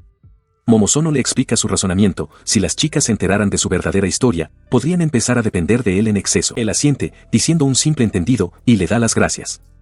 Ella añade una última y crucial instrucción: aunque su tutoría ya está decidida, tiene absolutamente prohibido hablar a las chicas del apoyo financiero de la escuela. La condición final lo toma completamente por sorpresa. Ya de pie, la profesora Momozono se dirige a él formalmente por su nombre. Con una última y contundente declaración, le confía a las chicas a su cuidado. La presión de la responsabilidad es palpable, y una gota de sudor recorre su rostro mientras solo puede articular una tensa afirmación. Él acepta los términos y la profesora Momozono declara el asunto zanjado. Promete proporcionarle a Miyano un pase de entrada para futuras visitas. Al salir de la oficina, encuentran a Mizuki Miyano y Yusuko Kitahara esperando en el pasillo, con expresiones que mezclan curiosidad y preocupación. Miyano se adelanta, preguntando si su discusión con Momozono Sensei ha terminado. Igami, sorprendido, pregunta si han estado esperando allí todo el tiempo. Ella explica con una sonrisa que, como fue ella quien lo llamó, era natural que esperara. Su seriedad provoca un suspiro de cansancio en Igami, quien nota lo absurdamente seria que es. La profesora Momozono añade su propia observación, sugiriendo que con su personalidad, él es del tipo que sale perdiendo en la vida. Miyano interviene, defendiendo su seriedad como un rasgo positivo y admitiendo que quería acompañarlo. Momozono simplemente comenta que es demasiado directa. Dirigiendo su atención a Miyano, Momozono lo hace oficial, declarando que ha dado su aprobación para que Igami se convierta en su mentor. Los ojos de Miyano se abren de par en par por la sorpresa. Igami, con aspecto un tanto incómodo, se disculpa con ella por haber decidido el asunto con su profesora de forma tan arbitraria. Él le ofrece una salida, sugiriendo que pueden cancelar el acuerdo si le molesta, pero Miyano rechaza la idea de inmediato y con fervor. Observando el intercambio, la profesora Momozono sonríe, satisfecha. Comenta que, después de leer el informe de Igami, estaba segura de que no había nadie más apropiado para el puesto. El rostro de Mizuki Miyano se ilumina con una alegría desenfrenada. Le agradece profusamente a Igami por convertirse en su mentor, admitiendo que este resultado es mucho más de lo que imaginó cuando hicieron su contrato de 3 meses. Igami solo logra una débil afirmación, claramente desconcertado por su entusiasmo. Mizuki luego se dirige a sus compañeras para conocer sus opiniones. La chica pelirroja da una aprobación simple y estoica. Haruka, sin embargo, susurra su propia evaluación: parece fácil de manejar, y si lo dejan ir, probablemente terminarán con alguien mucho más molesto. Su expresión se vuelve un poco tensa mientras mira a su alrededor, suplicando en voz baja a sus amigas que no discutan el asunto con los demás estudiantes. Al notar su expresión pensativa, ella le pregunta qué le pasa. Él le resta importancia, explicando que solo estaba pensando en Kana Asada y las demás que estaban en el gimnasio en ese momento. La comprensión de lo que esta mentoría realmente implica lo inunda, su rostro es una máscara de puro agotamiento. Su crisis interna es interrumpida por la llegada de la profesora Momozono, quien alegremente le pide a Miyano que le muestre el camino al gimnasio. Miyano acepta de inmediato. Con un gesto de despedida, envía al grupo en su camino, y ellos avanzan por el pasillo de la escuela. Su destino es un edificio grande y moderno en los terrenos de la escuela, el gimnasio. Mientras caminan por el recinto escolar, Mizuki Miyano se vuelve hacia Igami con una sonrisa curiosa, preguntándole si es un exalumno de esta misma institución. Él confirma su sospecha, notando la presencia del gimnasio. Explica que, aunque fue estudiante aquí, su tiempo fue corto y su horario tan apretado que casi nunca tuvo la oportunidad de visitar esta zona. A medida que se acercan, Mizuki observa que parece que hay un partido en marcha dentro. Los sonidos del interior se vuelven más nítidos. De repente, Kana Osada pasa corriendo junto a ellos hacia la entrada, con una expresión de pura emoción en su rostro mientras exclama que alguien está a punto de hacer su movimiento. Esta situación provoca que a Igami le brote el sudor en la frente mientras se pregunta cómo se supone que va a explicarse ahora. Kana abre las puertas de par en par, con la mirada fija en la escena que se desarrolla. Detrás de ella, Igami, Mizuki y la lancera pelirroja se asoman al vasto gimnasio. Allí, en el suelo pulido, Haruka se encuentra en una postura de combate, enfrentándose a un hombre grande y de complexión poderosa. Como parte de una nueva tarea de su instructor, los estudiantes participan en un partido de baloncesto. En la cancha del gimnasio, Kana Osada dribla el balón con una intensidad concentrada, observada por sus compañeros y el hombre de la perilla desde la banda. Maniobra hábilmente para superar a Haruka, quien observa con sorpresa cómo Kana atraviesa su defensa con una velocidad inesperada. Sus ojos se clavan en la canasta, su expresión es una máscara de feroz concentración mientras avanza por la cancha, dejando atrás a las otras jugadoras. Salta en el aire, lanzando el balón en un arco perfecto justo por encima de las manos extendidas de las defensoras. El balón entra limpiamente en la canasta. Mientras el juego continúa, Kana y la lancera pelirroja corren por la cancha. Desde la banda, el hombre de la perilla observa con expresión pensativa, se vuelve hacia Mizuki Miyano y comenta que Kana es bastante buena. Mizuki está de acuerdo y añade su propia observación. Había supuesto que, como Kana usa un gran martillo en combate, sería del tipo que simplemente se lanza de cabeza, pero su actuación en la cancha demuestra lo contrario. De vuelta en la cancha, Haruka mantiene una postura defensiva, lista para la siguiente jugada. El hombre de la perilla sigue observando, con la mano en la barbilla, analizando la inesperada demostración de habilidad. De vuelta en la cancha, la intensidad del partido no ha disminuido. Con un movimiento repentino y brusco, Kana se lanza hacia adelante y le roba el balón de baloncesto a Haruka, cuya expresión cambia a una de sorpresa. Inmediatamente pivota y corre por la cancha, driblando con una determinación concentrada mientras sus oponentes se apresuran a alcanzarla. A medida que se acerca a la canasta, dos defensoras, incluida una Haruka que se recupera, convergen sobre ella, levantando los brazos para bloquear cualquier intento de tiro. En lugar de desafiarlas directamente, mantiene la vista fija al frente pero hábilmente pasa el balón a su lado, engañando por completo a la oposición. El pase llega perfectamente a las manos de la lancera pelirroja, quien, a pesar de su sorpresa, lo atrapa y encesta. Una amplia y satisfecha sonrisa se dibuja en el rostro de Kana mientras observa el éxito de la jugada. Esa canasta marca 21 puntos, dando por terminado el partido. En la cancha, las jugadoras reaccionan al resultado final, su sesión de entrenamiento ha concluido. Observando desde la pasarela superior del gimnasio, el hombre de la perilla está de pie junto a Mizuki y la lancera pelirroja. Contemplando la escena de abajo, comenta en voz baja, ya veo. Él escuchaba mientras una de las otras jugadoras explicaba el desempeño de Kana. Aparentemente, ella era muy consciente de mantener un buen trabajo en equipo en todo lo que hacía, poseyendo un agudo ojo para los detalles y la habilidad de adaptarse sobre la marcha. Él asintió, reconociendo que ella era, en efecto, una buena compañera de equipo. Mientras observaba a las chicas celebrar su victoria, con sus gritos de «lo logramos» y «ganamos», resonando en el gimnasio, admitió para sus adentros que había revisado su opinión sobre ella. El hombre se acarició la barbilla, con una expresión pensativa en el rostro, mientras continuaba observando a las estudiantes celebrar. Cerca de allí, la compañera de equipo rubia se giró hacia su amiga, preguntándole si había visto lo que acababa de pasar. Sin embargo, la atención de su amiga fue captada por dos figuras conocidas que se acercaban, Mizuki y Haruka. Mizuki la saludó, comentando que había visto el partido y que las dos habían demostrado un trabajo en equipo increíble. La jugadora rubia estuvo de acuerdo, admitiendo que había sido bastante bueno. Mientras tanto, el hombre de la perilla observaba su conversación desde la distancia, con los brazos cruzados. Su actitud casual se desvaneció en un instante. Los ojos de la compañera de equipo rubia se abrieron de par en par por la sorpresa al notar finalmente al hombre que estaba cerca, una revelación que también tomó a Mizuki por sorpresa. Inmediatamente se giró hacia Mizuki, exigiendo saber por qué ese hombre estaba allí. Azorada, Mizuki tartamudeó que estaba a punto de explicar la situación. Mientras se preparaba para hablar, un murmullo se extendió entre la multitud de estudiantes. Señalaban al recién llegado, con rostros que mezclaban curiosidad y confusión, preguntándose unas a otras quién era y qué estaba pasando. Desde un balcón superior, el hombre de la perilla las observaba, con una expresión indescifrable. Los susurros de las estudiantes se hicieron más fuertes mientras especulaban sobre su identidad. ¿Era un nuevo profesor, un intruso o quizás el padre de alguien? Kana, en particular, lo miraba con los ojos muy abiertos e inquieta. Dando un paso al frente para calmar la incertidumbre, Mizuki se dirigió al grupo, disculpándose por la interrupción.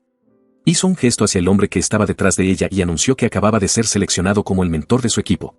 La noticia fue recibida con un silencio atónito y un colectivo e interrogante, por parte de las estudiantes. Sus compañeras de equipo comenzaron a cuestionar la decisión de inmediato.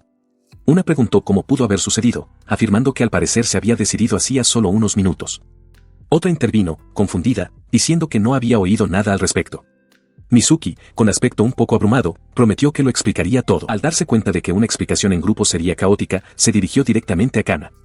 Disculpándose, Mizuki le pidió hablar con ella un momento en privado. Luego se llevó a una todavía confundida Kana lejos de la multitud por un pasillo cercano, dejando que las demás estudiantes las vieran irse, con sus propias preguntas aún en el aire. En el pasillo más tranquilo, con Haruka y otra compañera de equipo presentes, Kana finalmente procesó la información, dándose cuenta de que debía haber sido una decisión de la profesora Momozono.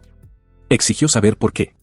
Mizuki lo confirmó, añadiendo que tanto ella como Haruka habían aprobado la idea, mientras el hombre de la perilla permanecía a un lado, escuchando en silencio. Él les dio la espalda, murmurando con frustración, preguntándose si era el único que veía a ese hombre como un sinvergüenza.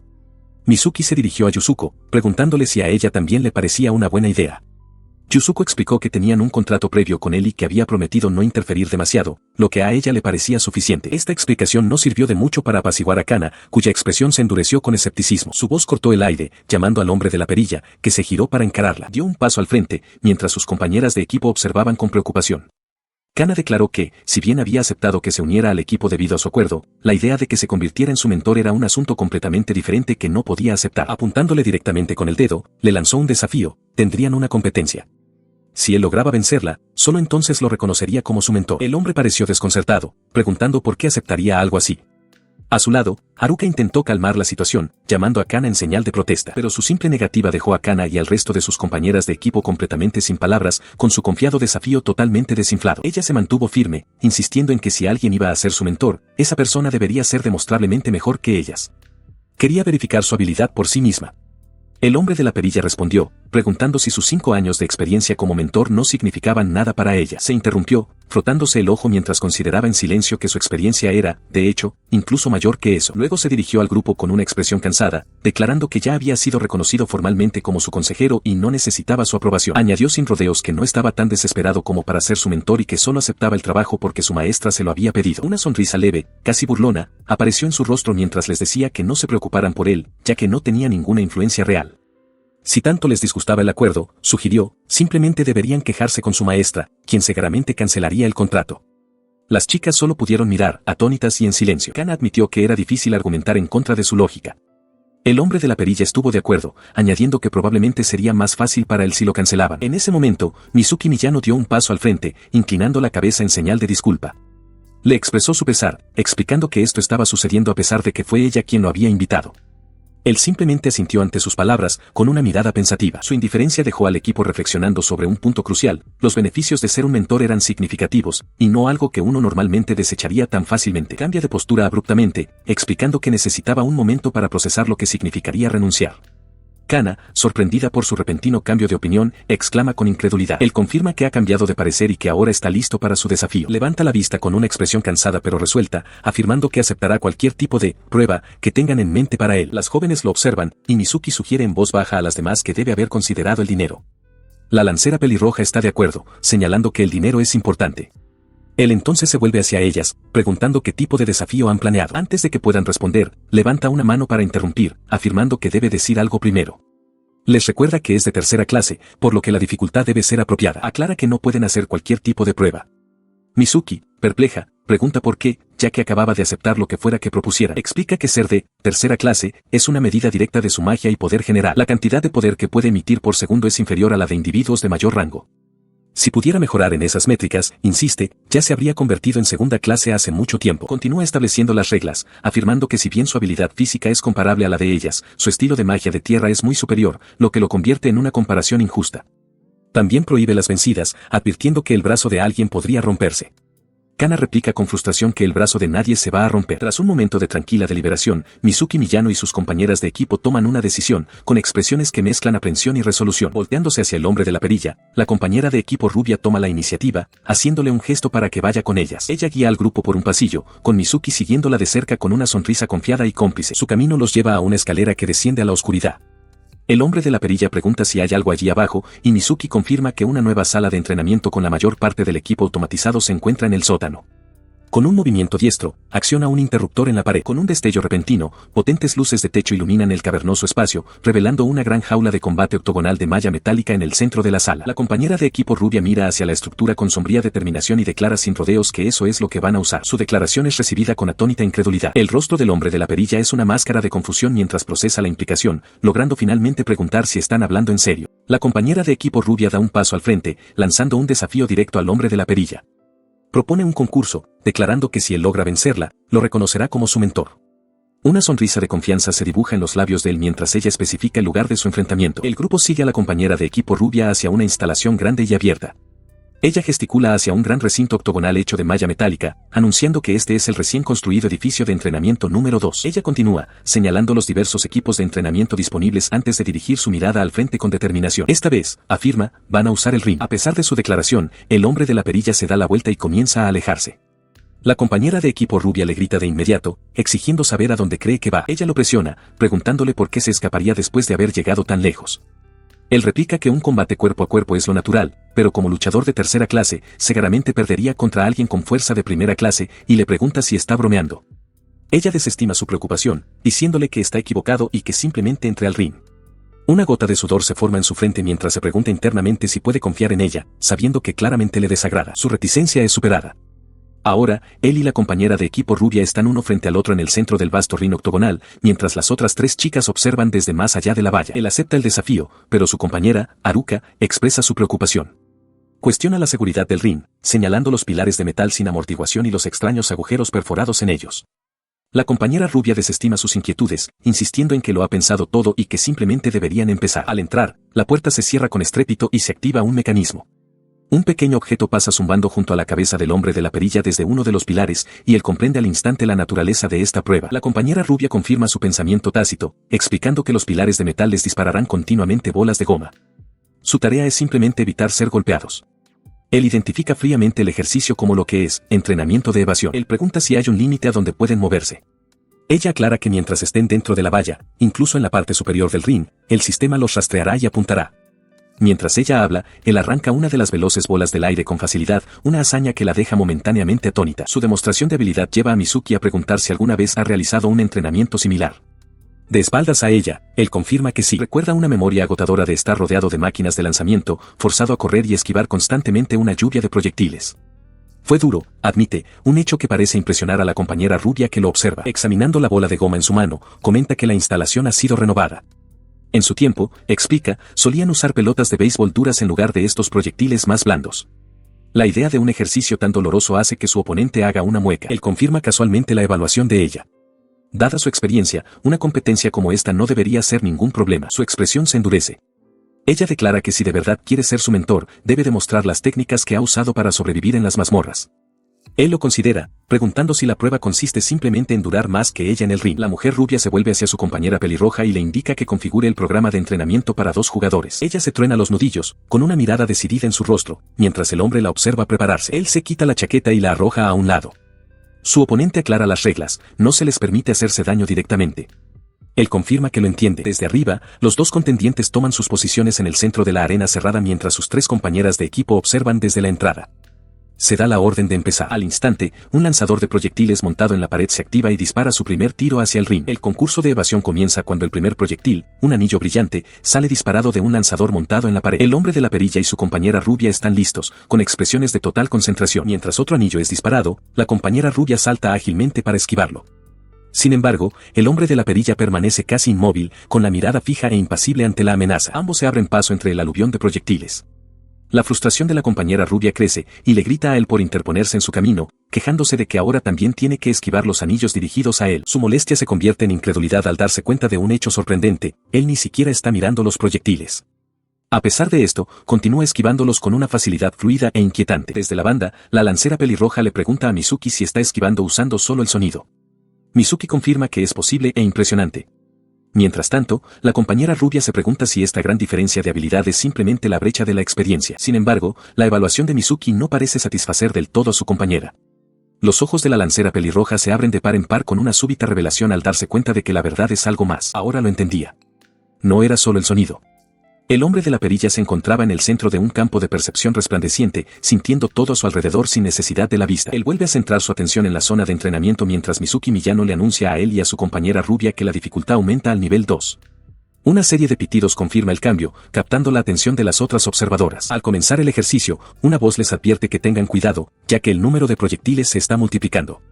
Tanto él como su compañera rubia entran en acción de inmediato, esquivando los anillos que se aproximan. Él permanece sereno, sus ojos rastreando las amenazas con facilidad, mientras que su compañera muestra una tensión visible al saltar para evadir un ataque. Sus movimientos son un estudio de contrastes, él fluye alrededor de los proyectiles con un esfuerzo mínimo, mientras que ella se apresura para evitar ser golpeada, con una expresión cada vez más frenética. Desde la barrera, Mizuki Miyano le comenta a la lancera pelirroja que Igami ni siquiera parece estar sudando.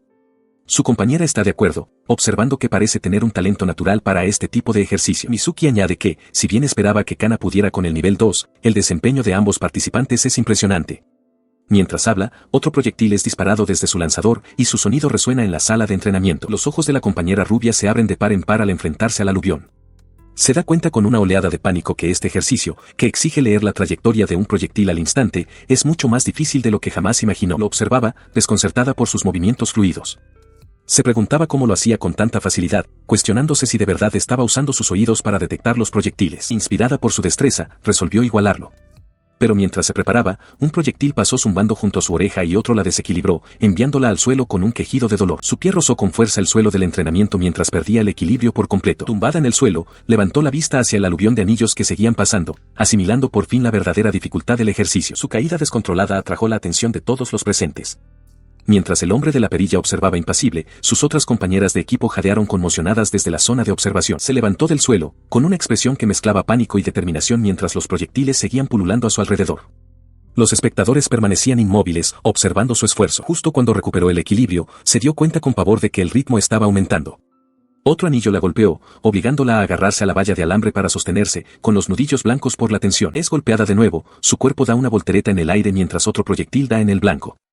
El hombre de la perilla la observa caer, un pensamiento formándose en su mente sobre su habilidad para realizar tal maniobra. Con un grito de dolor, se estrella contra el suelo con un fuerte golpe. Sus compañeras, la de pelo oscuro y la lancera pelirroja, observan alarmadas, gritando su nombre con preocupación. El hombre de la perilla, sin embargo, simplemente observa el resultado. Él se acerca a donde ella se ha puesto a 4 patas. Le pregunta si está herida, pero ella desestima rápidamente su preocupación, insistiendo en que un impacto como ese no es nada para ella. Él acepta su respuesta, diciendo simplemente, de acuerdo, entonces. Su expresión permanece indescifrable mientras considera sus desafiantes palabras. Luego le plantea una pregunta, cuestionando si sería justo llamar a esto su victoria. Ella reacciona con sorpresa, explicando que solo estaba siendo un poco descuidada. Él suspira, presionando más. Le pregunta qué haría falta para que ella lo reconociera, insinuando un significado más profundo detrás de su contienda. La mira desde arriba, con una expresión cansada en el rostro. Internamente, reconoce que podría continuar el ejercicio, pero parece decidir no hacerlo, reconociendo algo en su oponente. Él continúa esquivando sin esfuerzo los anillos que se aproximan, incluso mientras mantiene una conversación. Mizuki Miyano observa, atónita por su facilidad de movimiento. Él pregunta con calma sobre el límite de tiempo del ejercicio, y la compañera de pelo oscuro aclara que continuará hasta que ambos participantes sean eliminados. En respuesta al combate en curso, una voz del sistema de entrenamiento anuncia que el número de proyectiles aumentará, instando a los participantes a tener cuidado. De inmediato, la arena se oscurece y se encuentra rodeado por 3 anillos brillantes que se precipitan hacia él simultáneamente. Su expresión se agudiza, sus ojos se fijan en las amenazas que se aproximan con una concentración intensa. Con una precisión fluida, gira su cuerpo, desviando un anillo con la palma de la mano mientras otro pasa rozándolo. Continúa con sus maniobras evasivas, agachándose para evitar un proyectil mientras ejecuta una patada alta para esquivar otro. Su exhibición acrobática continúa, dando una voltereta en el aire en medio del aluvión de anillos, todo bajo la atenta mirada de Mizuki Miyano y la compañera rubia. Tuerce su cuerpo con fluidez y gracia, esquivando por poco otra ráfaga de anillos. Desde detrás de la valla, la compañera de equipo rubia observa, con los ojos muy abiertos por la incredulidad ante sus movimientos impecables. Cerca de allí, la compañera de pelo oscuro se pregunta en voz alta si incluso Kana podría lograr tal hazaña en el nivel 3. Mizuki Miyano, con expresión seria, expresa su duda en voz baja. La compañera rubia, con una gota de sudor en la sien, reconoce la dificultad. Sabe que el simple hecho de llegar al nivel 3 es un logro poco común, pero continuar con esa gracia natural es harina de otro costal. Mientras él continúa su danza incesante, un pensamiento de pura imposibilidad cruza por su mente. Las otras mujeres solo pueden mirar, cautivadas por la demostración. Ahora sentada en el suelo del área de entrenamiento, derrotada, admite sus propias limitaciones. Puede llegar al nivel 3, pero su supervivencia allí se mide en meros instantes antes de ser eliminada. Lo observa, con su concentración inquebrantable mientras esquiva otro proyectil. La pura resistencia necesaria para mantener ese ritmo parece incomprensible. Solo en el centro del octágono de entrenamiento, empieza a sentir el esfuerzo. Un pensamiento aflora a través de su concentración, esto es realmente agotador, y se pregunta cuánto tiempo más tendrá que aguantar. Mientras las espectadoras observaban, la expresión de la mujer rubia se endureció. Declaró que esta prueba debería ser más que suficiente para evaluar sus verdaderas habilidades. A su lado, la mujer de las coletas gimió de frustración, murmurando el nombre Kana, mientras Mizuki Miyano ofrecía una sonrisa tensa y de apoyo. En ese momento, el ejercicio concluyó. El hombre de la perilla atrapó el último proyectil, suspirando aliviado de que por fin hubiera terminado. Derrotada, la mujer rubia, Kana, se desplomó en el suelo, admitiendo su derrota. La mujer pelirroja intervino entonces, llamando su atención antes de pedirle a Haruka que diera un paso al frente. El hombre de la perilla giró la cabeza bruscamente en su dirección, su atención cambiando hacia el nuevo acontecimiento. Salió del recinto de entrenamiento y se detuvo frente al grupo. Todavía sentada en el suelo, Kana lo miró, su frustración anterior reemplazada por una curiosidad genuina mientras le preguntaba qué tipo de magia había estado usando. Su pregunta quedó suspendida en el aire, captando la atención de todo el grupo. La mujer pelirroja, Mizuki y la chica de las coletas observaban atentamente, esperando su respuesta. Él les devolvió la mirada colectiva, con una expresión que mezclaba sorpresa y contemplación. Dentro de un centro de entrenamiento, se cuestiona el secreto de la increíble capacidad de evasión de Kousuke Igami. La compañera de equipo rubia, Kana, lo confronta directamente, exigiendo saber qué tipo de magia estaba usando. Cerca, su compañera de pelo oscuro está sentada en el suelo, observando el intercambio. Su acusación queda suspendida en el aire. La expresión de Kana es de intenso escrutinio, mientras que Igami mantiene una mirada tranquila y firme. Desde un lado, Haruka y Mizuki observan cómo se desarrolla el tenso enfrentamiento. La tensión se rompe cuando Kana le apunta con el dedo, alzando la voz. Declara que es obvio que hizo trampa y exige saber a qué está jugando, preguntando si alguna vez ha usado magia. Él permanece impasible ante su arrebato, declarando con calma que esto es un entrenamiento de evasión, no un ejercicio de magia. Le recuerda que su oponente no es una persona ordinaria, sino un despertado de primera clase. Él continúa, explicando que para manejar este entrenamiento, tanto los vanguardias como los magos poseen diferentes habilidades. Si fuera a usar magia, dependería de los músculos de un despertado de tipo combate. Mientras habla, aparece una imagen de un hombre siendo lanzado hacia atrás por una fuerza mágica. Concluye su argumento, dirigiéndose tanto a Haruka como a Kana. Afirma que al asumir una situación extrema, es perfectamente normal no ponerse ningún límite. Haruka escucha atentamente, mientras que Kana parece reflexionar sobre sus palabras. Él continúa su explicación, afirmando que es el trabajo de un instructor demostrar cómo responder a los tipos de ataques repentinos que uno podría enfrentar dentro de un calabozo. Su lección está dirigida a la hija del ministro, que se encuentra al otro lado de una valla de alambre. Ella pregunta si su reciente demostración fue una forma de magia. Él responde que, estrictamente hablando, no lo fue. Él explica que no construyó un hechizo. Lo que realizó fue una simple manipulación de poder mágico, una técnica básica que cualquier usuario de magia debería ser capaz de realizar. Mientras Haruka y la chica pelirroja escuchan, él explica que la clave es percibir el flujo de maná y luego esparcir el propio finamente por el suelo. Esto permite desestabilizar a un oponente sin consumir mucha energía. Los ojos de la hija del ministro se entrecierran ligeramente mientras procesa sus palabras. Para su sorpresa, ella afirma con calma que puede verlo. Él parece desconcertado, no esperaba que nadie percibiera un efecto tan sutil. Él hace una pausa, con la mano en la barbilla, pensativo. ¿Cómo podría ella ver un maná que había sido esparcido tan finamente? Dirigiendo su atención a las otras dos, les pregunta si ellas también pudieron verlo. Haruka y la chica pelirroja se miran, nerviosas, antes de admitir que no pudieron. La observa, un pensamiento cristalizándose en su mente. Esta chica, se da cuenta, también es especial. Ella rompe el silencio, preguntando si su técnica era una forma de magia de búsqueda. Él admite que podría describirse de esa manera, pero aclara que es simplemente una herramienta para compensar sus puntos ciegos. Su interrogatorio continúa, preguntándose por qué no usa magia para el autocontrol. Él explica con un dejo de cansancio que es incapaz de usar hechizos de tan alto nivel. Su mente retrocede a una feroz batalla contra un monstruo con aspecto de pez. Recuerda haber pensado que tal habilidad no era conveniente en absoluto. Tener los movimientos y la conciencia desalineados en combate es más peligroso de lo que uno podría imaginar. El recuerdo se agudiza hasta las dolorosas secuelas. Se agarra el costado donde la criatura lo golpeó, mientras sus compañeras de equipo, Mizuki y Yuzuko, lo miran con preocupación. Recuerda momentos en que su control falló tan completamente que ni siquiera podía manejar sus propias manos, lo que le provocó graves lesiones. Volviendo al presente, se enfrenta a su pregunta directa, ¿esquivó la pelota por sí mismo? Lo confirma sin dudarlo, afirmando que por supuesto que lo hizo. Él profundiza, tocándose la oreja. Ciertamente puede percibir ataques que vienen de fuera de su campo de visión. Pero eso, recalca, es todo lo que hace la habilidad. Cómo responde a esa información es un asunto que depende por completo de un entrenamiento diario e implacable. Él se cierne sobre la hija del ministro, que sigue sentada en el suelo de la sala de entrenamiento. ¿Qué te parece esto?, pregunta, exigiendo saber si finalmente lo reconocerá. Ella aparta la cabeza, con un rubor de frustración en el rostro. Bien, lo entiendo, concede, aceptando a regañadientes reconocerlo como instructor. Mientras está sentada, todavía recuperando el aliento, admite para sus adentros que, después de semejante demostración, no tiene más remedio que reconocer su habilidad. Igami observa su silenciosa concesión desde un lado. Justo en ese momento, Mizuki Miyano aparece en la entrada de la sala de entrenamiento, llamando a su amiga, Kana. A Mizuki se le une otra compañera de equipo, quien regaña a Kana por estar de mal humor. Kana lo niega rápidamente, con los brazos cruzados a la defensiva. Igami observa el intercambio desde una corta distancia, con sus propios brazos cruzados sobre el pecho. Con la sesión de entrenamiento aparentemente concluida, él se da la vuelta y se aleja, dejando a las jóvenes a solas. Sin embargo, se detiene y mira hacia atrás por encima del hombro. Le pregunta a Kana si alguna vez ha practicado deportes fuera de su entrenamiento habitual. Sorprendida por la pregunta, ella exige saber por qué le pregunta tal cosa. En respuesta a su pregunta, la amiga rubia de la hija del ministro se vuelve hacia ella, preguntándole qué va a decir. La hija del ministro admite que ha participado en varios deportes, lo que provoca que su amiga comente que parece ser buena en todo. Él profundiza en su observación, señalando que sus movimientos son diferentes. Explica que las personas con experiencia en deportes usan sus cuerpos con una cierta flexibilidad que es claramente distinta de aquellos que solo han recibido entrenamiento de combate. Él continúa, explicando que la conciencia situacional obtenida de los deportes es aplicable en muchos escenarios de combate. Sin inmutarse, la hija del ministro le pide sin rodeos que vaya al grano. Él la mira a los ojos y declara sin rodeos que lo que intenta decir es que ella ya está superando a los demás. El inesperado elogio la deja atónita.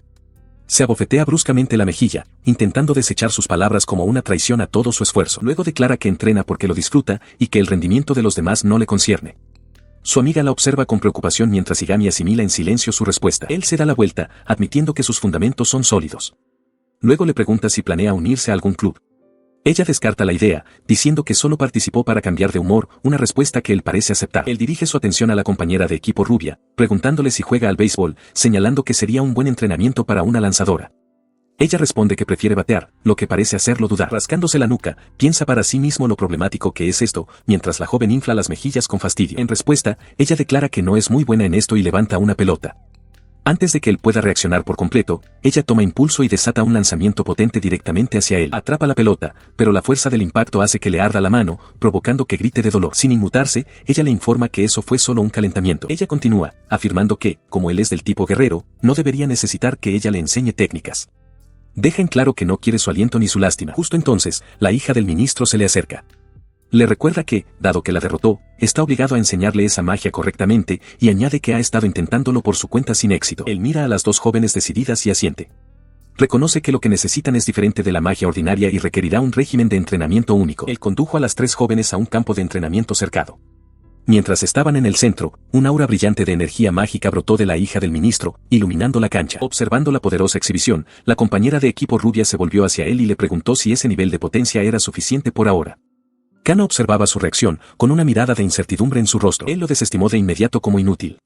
La compañera de equipo rubia, sorprendida por un momento, le dio la razón, explicando que con una magia tan densa, sería impracticable en una pelea real. Él confirmó su evaluación, identificando el fenómeno simplemente como emisión de magia. Su voz resonó por la cancha vacía mientras declaraba que este concepto fundamental sería el punto de partida de su entrenamiento. Mirando hacia el edificio principal con una expresión radiante, la hija del ministro señaló que con el regreso de Haruka y el nuevo rol de Igami como instructor, era el momento perfecto para discutir sus planes para el futuro. Él preguntó si ya habían formulado un plan.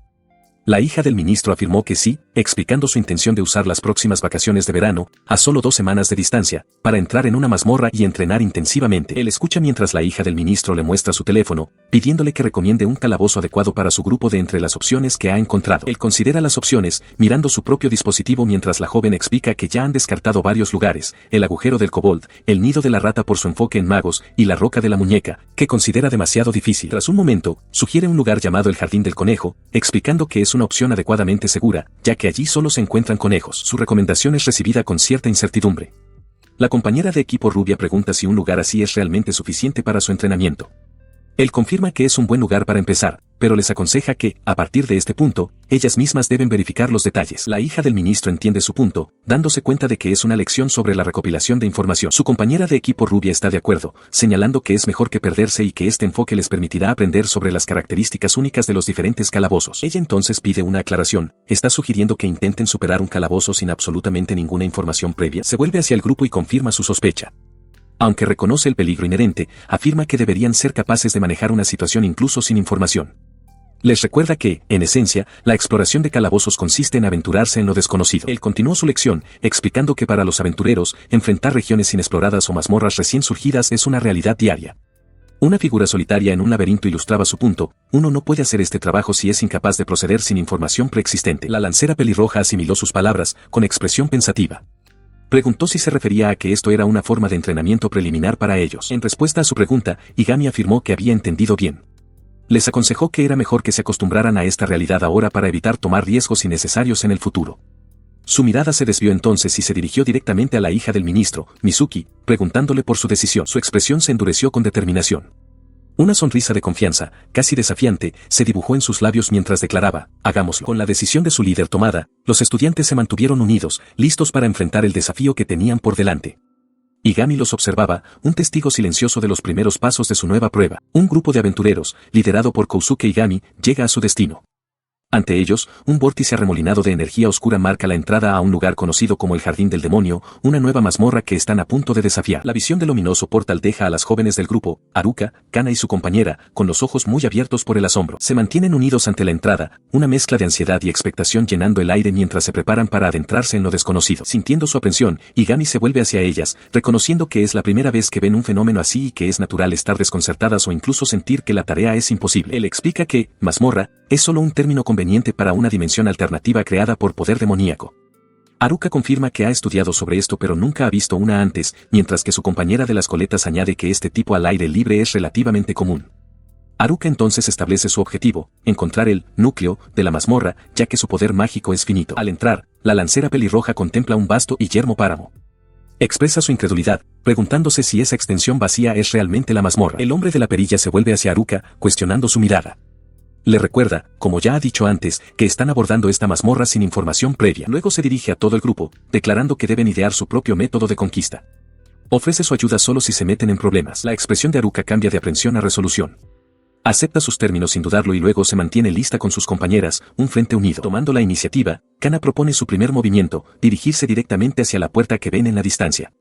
Confirma que son las 10 de la mañana y que su rumbo es el noroeste. La chica de las coletas levanta un pequeño dispositivo, informando a Haruka que registrará su ruta y que espera su orden.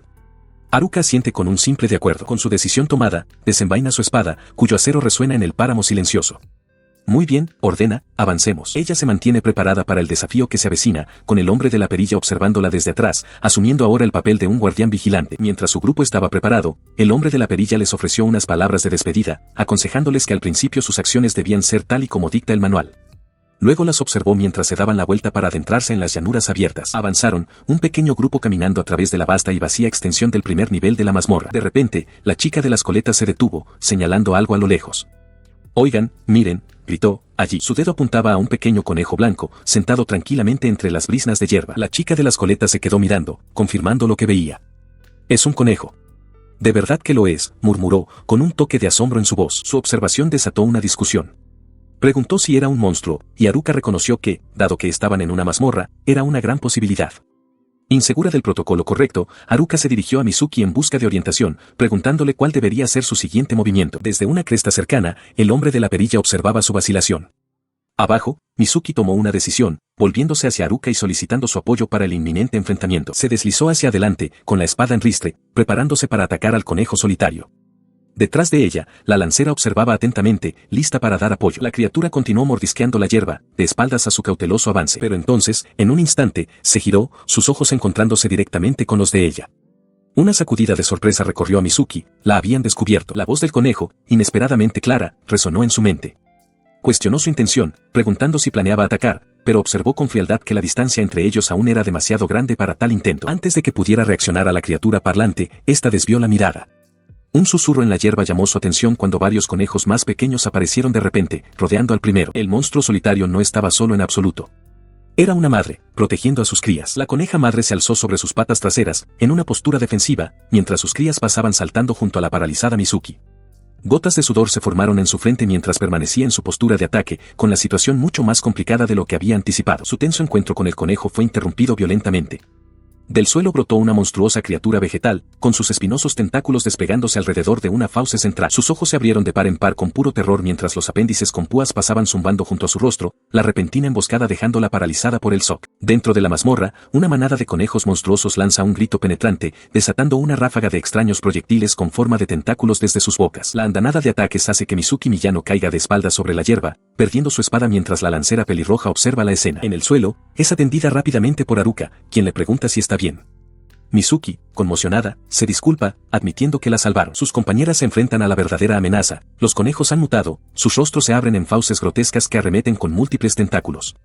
La lancera pelirroja se mantiene firme, desviando el asalto con su lanza. Ella se pone de pie, espada en mano, y se encuentra rodeada por el enjambre de apéndices retorcidos. Un tajo veloz atraviesa el caos, partiendo limpiamente por la mitad a una de las criaturas mutadas. Los conejos mutados rodearon a Mizuki Miyano, de sus cuerpos brotaban grotescos tentáculos en forma de látigo que se abalanzaban desde todas las direcciones. Ella paraba y esquivaba, su rostro una máscara de tensa concentración mientras luchaba por mantener a raya a las criaturas. Ella respondió con un potente mandoble, partiendo en dos a una de las criaturas mientras más conejos mutados saltaban entre la hierba alta, sin inmutarse. Su expresión era de sombría concentración, con el sudor perlando su frente mientras luchaba por su vida contra el implacable ataque. La hoja encontró su objetivo, cortando limpiamente a otro monstruo y esparciendo un fluido oscuro sobre la hierba. Con el último monstruo despachado, Mizuki se quedó sola en el campo, con la espada en ristre mientras examinaba la carnicería. Mientras recuperaba el aliento, la lancera pelirroja se acercó, observando que la pelea parecía haber terminado. Mizuki solo pudo soltar un suspiro de cansancio como respuesta. Justo entonces, el resto de su grupo corrió a su lado. Kana les preguntó si ambas estaban bien. La lancera confirmó con calma que sí. Contempló el cadáver de la criatura, invadida por una oleada de repulsión. ¿Qué es esto?, pensó, no es un conejo en absoluto. Sus compañeras compartían su sentir. ¡Qué asco!, murmuró Kana. La lancera pelirroja añadió que las criaturas solo habían imitado la apariencia de conejos. La chica de las coletas, sin embargo, estaba más impresionada por la calma que su otra compañera había mantenido durante todo el encuentro. Mientras se recuperaban, el hombre de la perilla centró su atención en Mizuki, preguntándole si estaba bien, preocupado por su pálido rostro. Mizuki insistió en que estaba bien, admitiendo que solo se había asustado un poco. A sus espaldas, Kana comentó en voz baja a las demás que a Mizuki le cuestan ese tipo de criaturas grotescas. Al oír esto, las otras mujeres se reunieron alrededor de Mizuki para consolarla. Al ver la dinámica del grupo, el hombre de la perilla sugirió que tomaran un breve descanso. Luego decidió que Miyano tomaría la delantera en el siguiente encuentro. Luego se dirigió a Kana, explicándole que el problema era de compatibilidad, su enorme martillo simplemente no era adecuado para objetivos tan pequeños como los conejos. Ella se molestó por la crítica, exigiendo saber por qué. Él consideró que su arma estaría bien contra un enemigo más grande, pero se guardó el pensamiento para sí mismo. La frustración de Kana estalló, dirigiéndose a Mizuki. Pero Mizuki le devolvió la mirada con firme resolución, tranquilizándola: no te preocupes, Kana. Yo me encargo. Su declaración incitó al hombre de la perilla, Igami, a aprovechar el momento para darle una lección. Le dijo a Mizuki que una mazmorra no era lugar para ser aprensiva, cuestionando si realmente había manejado bien la situación. Insistió en que era algo que necesitaba superar. Mizuki lo miró y asintió, reconociendo que lo que decía era razonable y que ella también quería vencer su miedo. Ella tranquiliza a sus compañeras de equipo con confianza. Kana le pregunta si de verdad está bien y no se está sobreesforzando, pero Mizuki sonríe y le dice que no se preocupe, prometiendo apoyarse en ella si es necesario. Pigtails las observa, todavía un poco preocupada. Mientras continúan, el hombre de la perilla se vuelve hacia ellas, diciendo que se preocupan demasiado. Se dirige específicamente a Kana por su apellido, Asada, tomándola por sorpresa. A continuación, dirige su crítica hacia el equipo de Kana. Le dice que debería haber preparado un arma secundaria o alguna otra opción para situaciones como esta, señalando que un arma pesada carece de versatilidad. Sus palabras tocan un punto sensible. El temperamento de Kana estalla mientras le grita, cuestionando por qué está tan obsesionado con su elección de arma y acusándolo de hacer leña del árbol caído. Su repentina ira lo toma desprevenido. Antes de que la discusión pueda escalar, Mizuki interviene. Le dice con calma que debería haber dicho algo antes. Si lo hubiera hecho, explica, lo habrían entendido antes y toda la carga no habría recaído sobre sus hombros. Su razonamiento tranquilo lo deja desconcertado. Tartamudea que solo estaba tanteando el terreno y que no sabía qué decir, antes de desviar la culpa exclamando que ellas deberían haberlo mencionado antes de entrar en la mazmorra. Su arrebato es recibido con silencio mientras las chicas se dan la vuelta y se alejan. Él las ve irse, reflexionando que es bueno tener compañeras que se preocupan unas por otras. Kana le echa un vistazo antes de volverse hacia adelante con un grito decidido, lista para seguir adelante. En un campo de hierba, Kana descarga su enorme martillo con una fuerza tremenda. La tierra se hace añicos por el impacto, pero su objetivo, una extraña criatura blanca parecida a un conejo con largos tentáculos, salta justo a tiempo. Mientras la criatura corre a ponerse a salvo, ella pivota y blande su martillo de nuevo, esta vez destrozando varios objetos oscuros parecidos a caparazones incrustados en el suelo. Tras el potente golpe, se detiene a recuperar el aliento, jadeando pesadamente con el martillo apoyado en el suelo. Cerca de allí, la lancera pelirroja la observa con expresión preocupada. Desde la banda, el hombre de la perilla le grita a Kana que no se ceda. La chica de las coletas está a su lado, observando la escena. Kana le devuelve una mirada decidida, gritando que está perfectamente bien. La frustración colectiva del grupo con sus oponentes se hace evidente. La chica de las coletas se queja de que estas criaturas son molestas, explicando que solo usan sus tentáculos para atacar antes de huir inmediatamente, lo que las hace increíblemente difíciles de golpear. Kana y la lancera pelirroja comparten su sentir. El hombre de la perilla se vuelve hacia la lancera pelirroja, recordándole que le había advertido que este sería un mal enfrentamiento. Ella, a su vez, le ofrece una sugerencia a la chica de las coletas, preguntándole si ha intentado sostener su lanza al revés, ya que podría sentirse más ligera. La chica lo considera por un momento y acepta intentarlo. Mientras el grupo se reagrupa, Kana prueba su martillo de guerra, ahora toscamente fijado a un largo poste. Reflexiona que así podría ser más fácil asestar un golpe, aunque el equilibrio se siente extraño. Pigtail se disculpa por el arma improvisada, pero Kana no le da importancia, quejándose de que no son niños jugando con palos. La lancera pelirroja las observa, con una expresión pensativa. Cerca de allí, Mizuki Miyano se acerca al hombre de la perilla, preguntándole si estaría dispuesto a ayudarlos en el próximo enfrentamiento.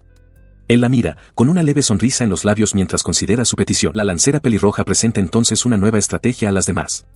Le pregunta a Kana si puede usar su magia para rodear a los conejos con fuego. Kana confirma que puede. La lancera explica que mientras Kana y otra llamada Yuzuko usan magia de fuego para contener al enemigo, ella cazará a cualquiera que escape del infierno. Al oír el plan, Mizuki se vuelve hacia el hombre de la perilla con una mirada de incertidumbre, pidiendo su opinión. Él parece despreocupado, simplemente diciéndole que es una buena idea y que deberían intentarlo. Su validación es suficiente. Mizuki señala hacia adelante, dando la orden de proceder. El hombre de la perilla observa con una mirada concentrada, reconociendo para sí mismo que el plan es sólido. Ahora, todo depende de su habilidad para ejecutarlo. Vigilando desde una cresta árida, Kana detecta movimiento abajo. Con su enorme martillo de guerra apoyado en el hombro, grita una advertencia a sus compañeras, alertándolas de que el enemigo se dirige hacia ellas. Atendiendo a su llamada, el grupo ve una horda de pequeñas criaturas parecidas a conejos con tentáculos retorcidos emergiendo de la hierba alta, corriendo por el campo hacia ellas. La lancera pelirroja, Haruka, aprieta la mandíbula y nivela su lanza, preparándose para recibir la carga. A su lado, Mizuki Miyano grita su nombre alarmada. La lancera se lanza hacia adelante para interceptar a las criaturas. Mientras corre, una ola brillante de calor intenso comienza a irradiar desde el suelo, distorsionando el aire a su alrededor. Los conejos monstruosos retroceden ante el repentino infierno. Mirando hacia atrás desde el campo, Haruka se da cuenta de lo que ha sucedido mientras Kana le grita desde la cresta, explicando que ha lanzado un hechizo de resistencia al fuego. Haruka ofrece una simple palabra de agradecimiento. Con su aliada protegida, Kana se lanza a la refriega, con el martillo en alto. El suelo a su alrededor está chamuscado mientras carga a través del campo de calor, dispersando a las criaturas desorientadas. Sus ojos se entrecierran con concentración. Balancea la pesada arma con una fuerza inmensa, dejándola caer directamente sobre uno de los conejos y aplastándolo al instante. Ella blande su enorme martillo con una fuerza aplastante, aniquilando a una criatura parecida a una planta en una lluvia de icor. Mientras otra se abalanza, su atención es repentinamente capturada por un fuerte impacto a su lado. La fuente del golpe fue un conejo de mazmorra, que rebota en ella y se aleja a saltos por la tierra chamuscada. Maldita sea, piensa, viéndolo escapar. Se escapó. Su frustración es evidente mientras otra criatura parecida a un conejo con apéndices plumosos pasa volando a su lado. Antes de que la criatura pueda llegar lejos, Mizuki Miyano la intercepta en un borrón de movimiento, su espada partiéndola por la mitad en el aire. Aterrizando con ligereza, se vuelve hacia Kana con una sonrisa de confianza.